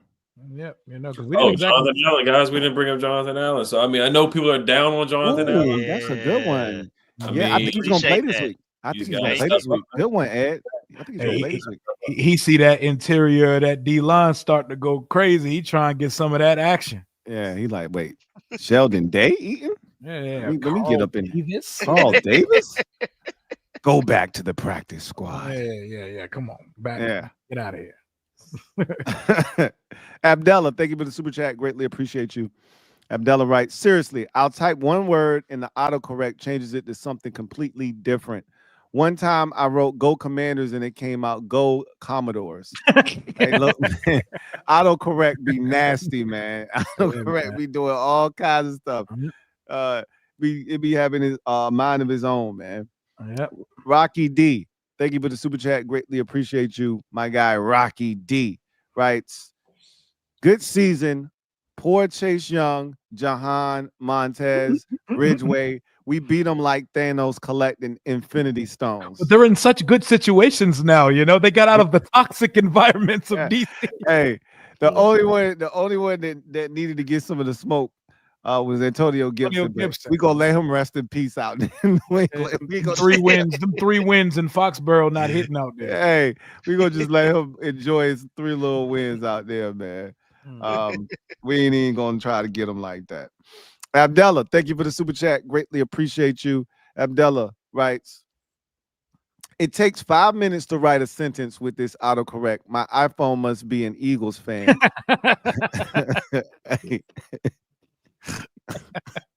I'd have told y'all about them iPhones, man, but That's just me, man. I try to tell y'all about them damn iPhones. Hey, one day you're gonna see the light, Lou, and our group chat's gonna flourish. Hey, every group chat I'm in hates me. I'm always the green bubble, man. Every time. I'm a proud green bubble every time, man. They be like, man, I ain't getting all the comments. It's always my fault. So No, your text blame look like iPhone. Abdella's. I can't with y'all, man. Red House, not Roadhouse. Thank you for the super chat. Greatly appreciate you. Writes, imagine Micah and T. Higgins is Commanders. You know good and well Dallas ain't letting Micah out of there. They're going to franchise tag him 9 times if they have to. I think he it's want to be Garrett there. Wilson and DJ Reed. That's what I think. T. Higgins could be here, though. I heard New England already said, hey, we backing up the Brinks truck for this man. F with us if you want to. And nobody got more money than New England. So they definitely got to get a number 1 receiver for Drake May. But what you think if he got the choice, he want to go to New England to play with Drake May, or he want to come to Washington to play with Jayden Daniels? I don't think it's even up for debate. So the only thing I can say is he'll get to be a definitive number 1 in New England. He comes here and he's robbing to It's Terry's okay. back. And let T go on down to Foxborough, because Terry's gonna get him an Ohio State brethren in here when Adam Peters makes that call to the Jets this offseason. So it's all good. Bro, what you giving up for that? What you giving up? Hey, talk to me. If I will give up some good coin for that, bro. I wanted Garrett Wilson so bad that I fell off the couch when the Jets took him 1 pick before we selected him, bro. I'm willing to give up probably whatever it costs, because I don't think it's going to be a crazy price, but I'm down, bro. I think so. If they, what's the most they're going to ask for? A second? It probably will. Yeah, second for sure. To me, that's the starting price. Who's Garrett Wilson in the second round of this draft? Good point. That's a good wide receiver. That's Batman's. That's Batman's on the outside. I'm looking at the Eagles wide receiving core and saying it's us now. Yep. But the only difference is, and I guess you could look at it 1 or 2 ways, because if you get T. Higgins, you're gonna have to pay him, right? But you're gonna have to pay Garrett Wilson, because what is he going into year 4, right? Next year he'd be going into year 4, right? So you'd have the option to pick up that 5th year, but you pretty much would have to pay him here in the near future. So you can at least know that you can shelve the Garrett Wilson contract for another season, and you don't have to spend that. So that's more money to go right now for other. Oh my God, I would love to have Garrett Wilson on this team. And it'd be interesting if that opportunity presents itself. It's really interesting to see what happens, but I digress. Anything y'all want to add? We got one more super chat here. J.2626. Double up. Thank you for doubling up. Right. This is a DQ revenge game. ? Yeah. I mean, I'm pretty sure he's coached against Atlanta multiple times since he's left, but not as a head coach. So I guess so. I think the team is going to play super hard to get him the game ball. You know, that could be it. He just got a game ball though, right? He just got one this past week, you know, but it's always special when you go up against your own squad. I mean, they wanted it for Marshawn and they got him the game ball, right? So, you know, we'll see. It could be a DQ revenge game. I don't think that's too crazy. You know, you always got to stun on your ex a little bit. Yeah, he's really into the revenge games. I remember he named Mariota a captain for the Tennessee game. Even he did. He was real spiteful for that. I loved it. He was real petty. I love that. Just to let you know, you missed one too. Right before the J dot, there's a Caesar Mayo. I think I see. Oh yeah, Mayo. I clicked on it and then I went to the next one. Good catch, Rico. Cesar Mayo. Thank you for the super chat. Greatly appreciate you. Who writes, Lou, would a command post game live go all night if we won a playoff game? To all, would anyone even get much sleep if that happened? Like the night we clinch is gonna be crazy. I'm gonna tell you right now, I'm gonna be lit on that stream. Pop champagne for sure. Oh man. I mean, I got my glass of wine right here, right? So imagine what happens when we clinch the playoff spot. I mean, we turning up. We not 7-9 this time. This ain't 7-9. It's on my Casa Knots stuff. I'm streaming for 24 hours type stuff, man. We getting creative. We locking in. It's a wrap when we clinch it, bro. We could combine the streams, you know what I'm saying? Hey, we can stop whenever y'all ready, man. Hey, bro, it's gonna be a marathon. It's gonna be crazy. I can't wait. Like it's coming, but we gonna see, Cesar. We gonna see, man. All I know is who saw this coming. Where's Paul Rudd? Not me. Mm, Not look at me. us. Look at Look at us. us. Look at us. Look at us. Year Not one, me. we could potentially win 12 games. What the hell is life? What is life, bro? What does a stream look like with us four on one screen at 12-5? It's You gonna know look what's like crazy? harmony. Yeah. You know what's crazy is Never. we talked about that when we were 7-2. We did. Like that 12 was like the lowest 11 12, was the lowest we wanted to go. Then we came 12 back was, to earth a little bit. then we came back to earth, but it's We still back. possible. It's We back. yeah, we We back like back. that. Hey, it's possible again, man. We can get to 12 again. We start talking crazy. One at a time. One at a time. Oh, One man. at a time. Abdullah, thank you for the super chat. Greatly appreciate you. Abdullah writes, quote, even though we lost to Washington, we will be right. We will be all right. We still good. We needed to lose. They still suck. LB. I mean, so I didn't hear him say that, but I don't doubt that he said that. Like that sounds like something he would say. Now, nobody needs to lose. So that's coping, right? We needed to lose. You didn't need to lose. We made y'all lose, right? But it's all good, man. Somebody had to do it, right? Eagles had a win streak. Somebody needed to break it. Somebody had to do it. Foot up on the gas, man. Somebody had to do We it. always did it. We Somebody did had it, to do it. did it 2 years ago too. So we always did it to the Eagles. Streak breakers, Yep. man. Y'all know what it is. Red House, not Roadhouse. Thank you for the super chat. Greatly appreciate you. He says we can double up on the game balls for DQ. And he can get another one. Like we don't mind, because he would be also clinching a playoff berth in his first year. Rivera did do the same thing, but again, that was at 7-9. That's not the same as what we're doing right now. This is I think my favorite narrative that came out of yesterday is that Frankie Louvu and our players are dirty. Oh, you shut your soft asses up, man. get out of here. And it was like a reverse body bag game, right? Because we were knocking them boys. Like Kenny Pickett barely finished the game. Like we were the more physical team. That was shocking to me because we were way more physical than them in that game. I mean, AJ Brown had a pass in the end zone that he caught or he tried to catch, and who was it? Was it Quan? Who lit him up? I want to say it was Quan. It was Quan that came over. Lattimore broke it up, and then Quan came over. I thought he was gonna throw a flag. Quan came over and lit him up. I was so mad when they threw the flag at Percy. I was like, bro. I was like, they better pick that up. Oh my God. That replay came through. He didn't touch that man. And he barely touched that man's shoulder pad. Like, y'all better pick that up. I'm glad they did because I would have lost it. I'd have lost it if they'd have kept that flag down for sure. Abdullah, thank you for the super chat. Greatly appreciate you. Abdullah writes, I know I'm yapping, but I've known Eagles fans all my life. This feels different. If you know, you know. I hate the Eagles with an unknown passion. You sound like Rico with the Falcons. Speak your truth. Louie Tee knows what I'm talking about. Speak your truth. Yeah. I already know what it is, man. Eagles fans are the bane of my existence now. Like they literally are the scum of the NFL earth. Yes. So anytime they're miserable, I'm happy. So I feel you, Abdullah. I feel you. Wholeheartedly. Darnell Kelly. What you say? What'd you say, Ed? I said shout out to Abdullah feeding families. Hell yeah. Yes, sir. Without question.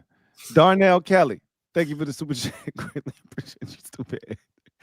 Darnell Kelly writes, I saw this coming. I said we will be nice numerous times. And you deserve respect for that because I didn't see it coming. I didn't see this coming. I thought the best we could be was 9 wins and everything would have to go right for us. To be here at 10 with 2 to go is crazy. Yeah, I've seen people say that they thought we were going to be good and stuff, but I think some of that is out of fandom and love of the game. Like I just want to see it, but I felt irresponsible predicting this in year one. Right. Yeah. Facts. I mean, absolutely. I couldn't have said it any better, Rio. Swipe God. Thank you for the super chat. Greatly appreciate you. Swipe God writes, we don't condone injury, but we do win if Lattimore stays in. we weren't looking to hurt anybody, but it's a physical game. And if we can knock your quarterback out the game, that's what we're trying to do. And as far as Lattimore is concerned, we almost lost because he ain't staying in the game. Because Benjamin St. Juice was out there. Shout out to Benjamin St. Juice for making that tackle. Abdullah is going nuts right now, man. Thank you. Ab, He on what this up, JD5. Ab? He on Yeah. this JD5 right now. Happy New Year, everything. That's a Commanders Kings record right there. Hey, Abdullah out here setting records, man. He's the Jayden Daniels of the chat right now, He's a man. fifth touchdown right here. He just Game winner. he just set Honorary king, set a man. record for setting a record, man. Double up, Abdullah. quadruple up. All of Abdullah, what'd you say? Double up. Quadruple up. Abdullah, thank you for the super chat. Greatly appreciate you, man. Much love to Abdullah, man. Big shout outs to Abdullah. He writes, "Here's your Christmas present, Ed. This one's for you, Ed." Shout out to Hey. Ed, man. Our guy. Hey, Snap. Icy yo. Wayne, thank you for the super chat. Greatly appreciate you. Icy Wayne writes, "I think it's hypocritical for Eagles fans to say we beat a backup quarterback when they beat Sam Howell, Carson Wentz, and Taylor Heineke. It's all good. It's all good. A little delusional. Hashtag HTTC. I got 5 on it." Yes, sir. Yes, sir. Yeah. It again, when it's convenient, it's all good, right? When it benefits them, it's convenient. It's cool. When it's not, and the shoes on the other foot, now it's an issue. Love the Eagles fans. Yeah, Garrett Gilbert. Abdullah is back like cook crack. Bop, bop, bop, bop, bop, bop. Oh, Bop, oh bop, bop, my bop, bop, bop. Wow. Abdullah, we love you, man. Thank you Oh, for the Make it super rain, chat. man. Make it rain. Greatly My appreciate God. you. Merry Christmas, all of that good stuff. This Happy one- Hanukkah, Happy Kwanzaa, Happy This one's New for Year. you. Rio, this one's for Give me you. the clip, man. Like, I Love need to it. do a dance for Buddy. And he keeping it going. He keeping it going. Another one. Hey, and another Remember- one. Remember when LeBron discovered the deluxe album? You know, you'll give him another one. And another Another one. And another Like he one. invented it. Like he invented the deluxe. Hey, hey. What was the LeBron move where he just look at the ball and then the shoot Yeah. the three? Hell yeah, every time. It worked every time. Abdullah, man, we love you. Thank you for the super chat. Greatly Appreciate appreciate that. you. This Good, one's man. for street scores, man. Not done Bop, yet. bop, bop, bop, bop, bop, It's bop, four, bop, it's bop, four bop. kings and one goat, man. Four kings and one He's goat. really going crazy out here right now. bro. Darnell Kelly, thank you for the super chat. Greatly appreciate you. Double up. Thank you for doubling up. Darnell, who writes, "This was my first time saying we will be nice since I can't remember. I just wanted to compete. I was glad I'm a Lakers fan, so my year didn't suck between Washington and the White Sox. I was in trouble." Good point. Yeah, look, man, you know you down bad when you start talking about other sports while Right. while football's still going on. You're like, Lakers man, struggling this year too, man. though. huh? The Lakers struggling this year too, though. Oh yeah. Well, that's why Yeah. Washington picked up the slack for him because White Yeah. Sox is trash. Oh, okay, yeah. He said the And the Lakers. Lakers Feels struggling. so good that I have not felt the urge to get and do a mock draft machine yet. That Oh my feels gosh. so Man. good. I ain't Man, looked had at a to. mock draft Look, machine. Yeah, or a new head coach, new GM. I searching. don't even like people bringing up prospects right now Me because we neither. got so much football left to be Fact, played. fact. Ask me next month who my favorite running back and receiver is in the draft. I don't Right. want to talk about I that. like that when they start going to the draft. I'd be like, come on, man. We're not doing this right Nah, now. we're not doing that. We got we're not doing that. January football to look forward to. Mhm. Abdullah, going for league thank you MVP. for the League MVP. Hey, you the real MVP, Abdullah, man. We Telling you, hey, four kings and a goat, man. We are not worthy. We are not. Christmas is saved. Abdullah with the $99 suit. Oh, Man, Hundo shouts out to piece. Santa, man. Hey, man. personal record for Hey. the Commanders Kings, baby. Woo! Shouts Abdullah. out Santa, man. Band for We band, gotta, man. we gotta fan you off. You hot, man. You I'm a hot. band man. I'm a band man. He says, Louie, my guy for you, brother. I appreciate you, man. Much love, man. We all do from all four of the kings to you, man. Much love and respect. We love you, man. Appreciate you. Abdullah, this is funny. This is funny. Abdullah, thank you for the super chat. Greatly appreciate you. He says, now I'm broke for y'all.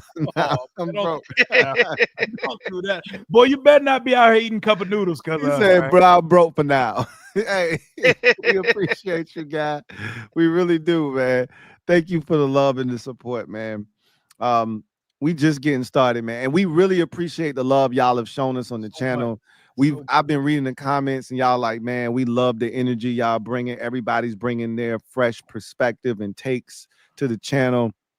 And you know, when we thought about this concept and we put it into action, this is what we envisioned, man. So none of this exists without y'all. So big shout out to all of y'all for consuming the Commanders King channel and supporting us the way that y'all have, man. We really do truly appreciate y'all. This goes because of y'all, man. And this is fun because we have 4 very different styles and deliveries, but it's all for love of the game and love for this franchise. Y'all are going crazy. We can't even get our thank yous in because they are dropping. You want us to do the 24-hour stream? That's what it is. That joint bad. We're gonna clinch and they're gonna beg for it. Why? Hey, I love it. Swipe God. Thank you for the super chat. Greatly appreciate you. Say that, Rio, and I'm glad that we can say we actually have something to say this year, man. And it feels good. Man, who you telling, man? It's been a long time coming, bro. We've been here getting after it. And it's been a struggle, but now we can talk that talk. You know, we can talk that talk. And that's why that Eagles win was so big, right? He did it again. Again. Another one. Another one. Oh my God. I thought you said you was broke. I thought you said you was broke. He's the Kansas City Chiefs right now. Hey, back to back. Wow. My man going back to back. Wow. Abdullah, thank you for the super chat. Greatly appreciate you. Thank you for your very generous donation yet again. Your generosity is off the charts right now. He said this one is for the Eagles fans. Spend it on therapy after belt to ass. I'm done now. Take your bow. Take your bow, my sir. You won. That's it. You definitely won. High score. Really appreciate you, Abdullah. Personal record. Do the Hulk Hogan. One more time.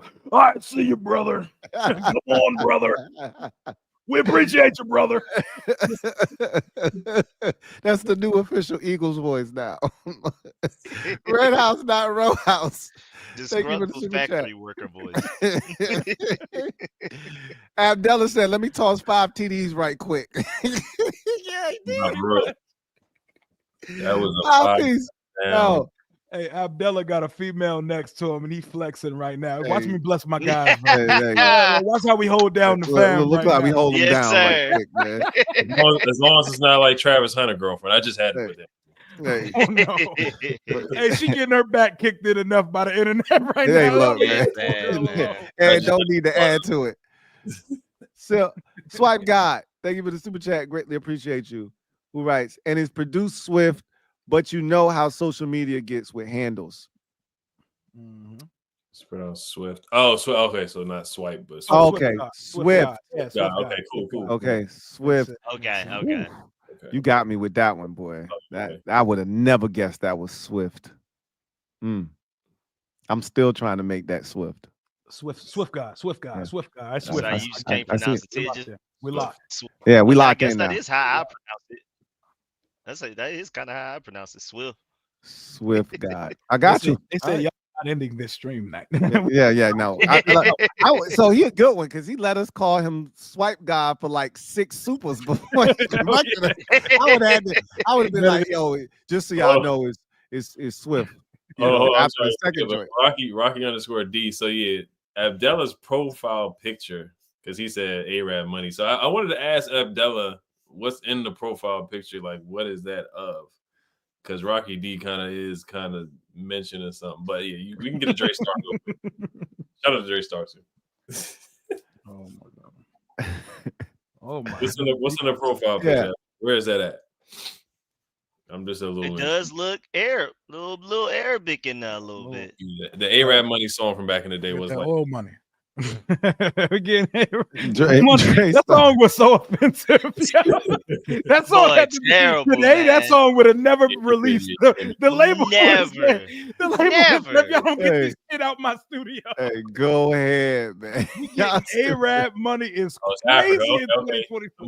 The motherland. Okay, shout out to Abdullah. Okay. Dre Star, thank you for the super chat. Greatly appreciate you. I love this shit, man. Thank you, Dre Star, man. Really do appreciate you for the super chat. Okay. Red House, not Roadhouse. Thank you for the super chat. Greatly appreciate you. Who writes Abdullah Jones? Did y'all get that one? Now, who the Jones? Who we talking about? Yeah, that Jane went Jones, went over my head. That's supposed to be Jerry Jones. I don't know which Jones. Maybe. Right now. Maybe. I need context. That's the best brother. guess. Yeah, maybe. Jerry Jones That's the a good guess. though. Yeah. Good answer. Good answer. Good answer. Show me Jerry Jones. Swaggy P. Thank you for the super chat. Greatly appreciate you. My guy Swaggy writes, when we clinch, everyone on the stream is taking a shot. You already know I'm gonna have mine right there ready when we get it in. Hey, 49, 47, 0. That's the score. The Packers game is 47-0. Something like that. They took Right. Now the games, I know it ended, right? Did it end? I think It's on my channel 7. The news is on. It's 34-0. They took Jordan Love out. No, it's 34-0.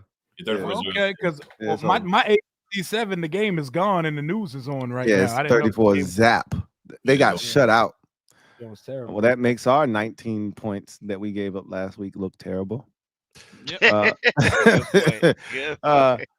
Week to week league. Week to week league. Yeah. That's what you throw out after something like that. Yeah, week to week league. Week to week league. Matchup. It happens, you know?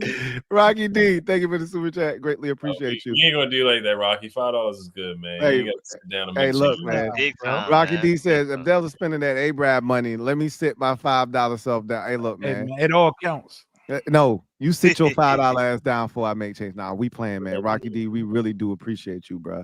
Hey, it could have been 99 cents. We really appreciate it, bro. Anything that you give us out of your pocket, hard-earned money that you dropping to bless us, man, we appreciate it. So thank you, Rocky D. Mm-hmm. Yeah, my boy Dom in the chat said, y'all might as well stream all night. I see what they trying to do, man. Hey, That's my boy. That's my brother. You see what it is. That's why I got my blanket real quick. Hey, look, y'all keep going now. You know what's gonna happen to Ed. Y'all know, y'all already know what it is. Y'all keep going. Ed gonna be down here at the bottom of the screen. That was like the first stream we did. Yo, Ed was like, yo, I ain't signed up for this, man. Louie went for what? You went for 5 hours last night. I don't blame you. And then you did Sunday Night Football stream after 5 hours. You already know what it is over here. Sundays, we put them boots in. We lock in on Sunday. You got to. Street scores, all y'all was streaming heavy. All day. I respect y'all for sure. I had to take a break after like 5.5 hours because I realized I hadn't ate since like 10 a.m. It was like 6 o'clock. I was like, all right. Yeah, you'll get got. Your body will tell on you quick, like, yo, bro, what are you doing right now? All I had was some good H2O in my system, man. If it's gonna be something, let it be that. Mm-hmm. Dre Star, thank you for the super chat. Greatly appreciate you. Dre Star. Double up. Writes. A-Gang is really going to get spooky for the league soon. Super Bowl window be starting to hit LOL. I'm telling you, man. It's coming. Yo. Window cracking. It is coming, bro. Like, if the cards fall in the right way this year, if the dominoes fall the right way, we could be getting wicked this year. It could be a problem. We're not gonna be an easy out at all.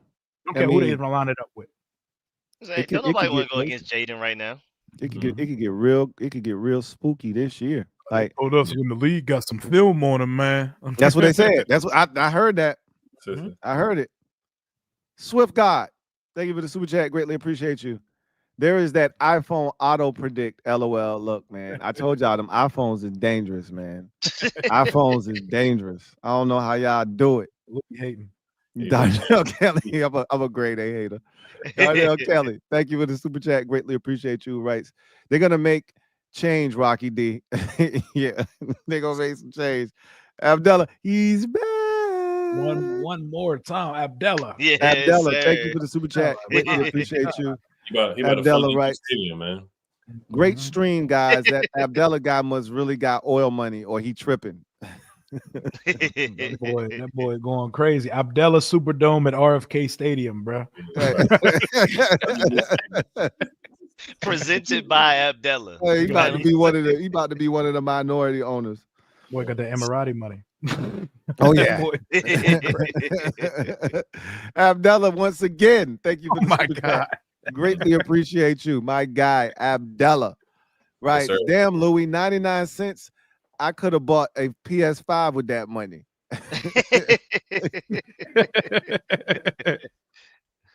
Oh man. Hey, you killing it, Abdullah, man. We really truly appreciate you, He's going man. nuts. He's going Shout out nuts. to Sedan. Shout out to Sedan. Hey, Scotty. Thank you for the super chat. Greatly That's appreciate my you. dog right there. What's good, Hey, Scotty? Scotty. Appreciate Woodbridge that. in the building, 703. My boy. Hanks, he says. What up, Scotty? What up, my What's going boy? on? What's going Really on, man? appreciate you, Scotty, man. Thank you for Merry holding us Christmas, man. down. Red House, not Roadhouse. Thank you for the super chat. Greatly appreciate you, writes. Ron rubbing his hands like Birdman right now. Also, yeah, I met Abdullah spending money like Jerry Jones. We thought shout that out to- that was a oh, good one. yeah, Hey, Rio, yeah, hey, look at that pool, yeah. Rio. Look Hey, at that. there we Good answer, Rio. Good try. answer. we'll try. Show We'll try. me Jerry Jones. Number one answer. Game Let's winner. go. Boy, Rio on Love it, it. man. All right, Oh. y'all. So that was the last super chat. So that means we're going to wrap it up. But we do wish each and every single one of you a happy holidays, man. It's Yes, been sir. so fun kicking it with y'all. And we just getting started. You think the Commanders are just getting started? The Kings are just getting started, man. We just heating up, man. Mhm. And we having a blast with y'all. So we really appreciate the support and we look forward to doing this again next week. Hopefully the next time we join y'all is after another victory and we talking playoffs. Playoffs. Yeah, we talking playoffs hopefully the next time. But until then, from all of us here to you and yours out there, Merry Christmas Yeah. and have a great holiday Abdullah said, "Not on my time. One more game Not on the on my Yes, watch." sir, man. Abdullah, back like Cook Crack, says, we appreciate y'all. I love this team since I first seen Sean Taylor play. Y'all enjoy the rest of your day. Likewise. That's right. Put it up. Always. That 2-1 always. That's man. right. Always. Let's And go, y'all man. know what we do when we get out of here, man. If you coming at these Kangs, you best not miss. Let's go. Until next time, y'all have a good one. God bless. Good night. Yep, it's time to put another bird on the grill this weekend, baby. Let's do it. Yes, sir. Cry, Eagles, cry. Cry. Good night now.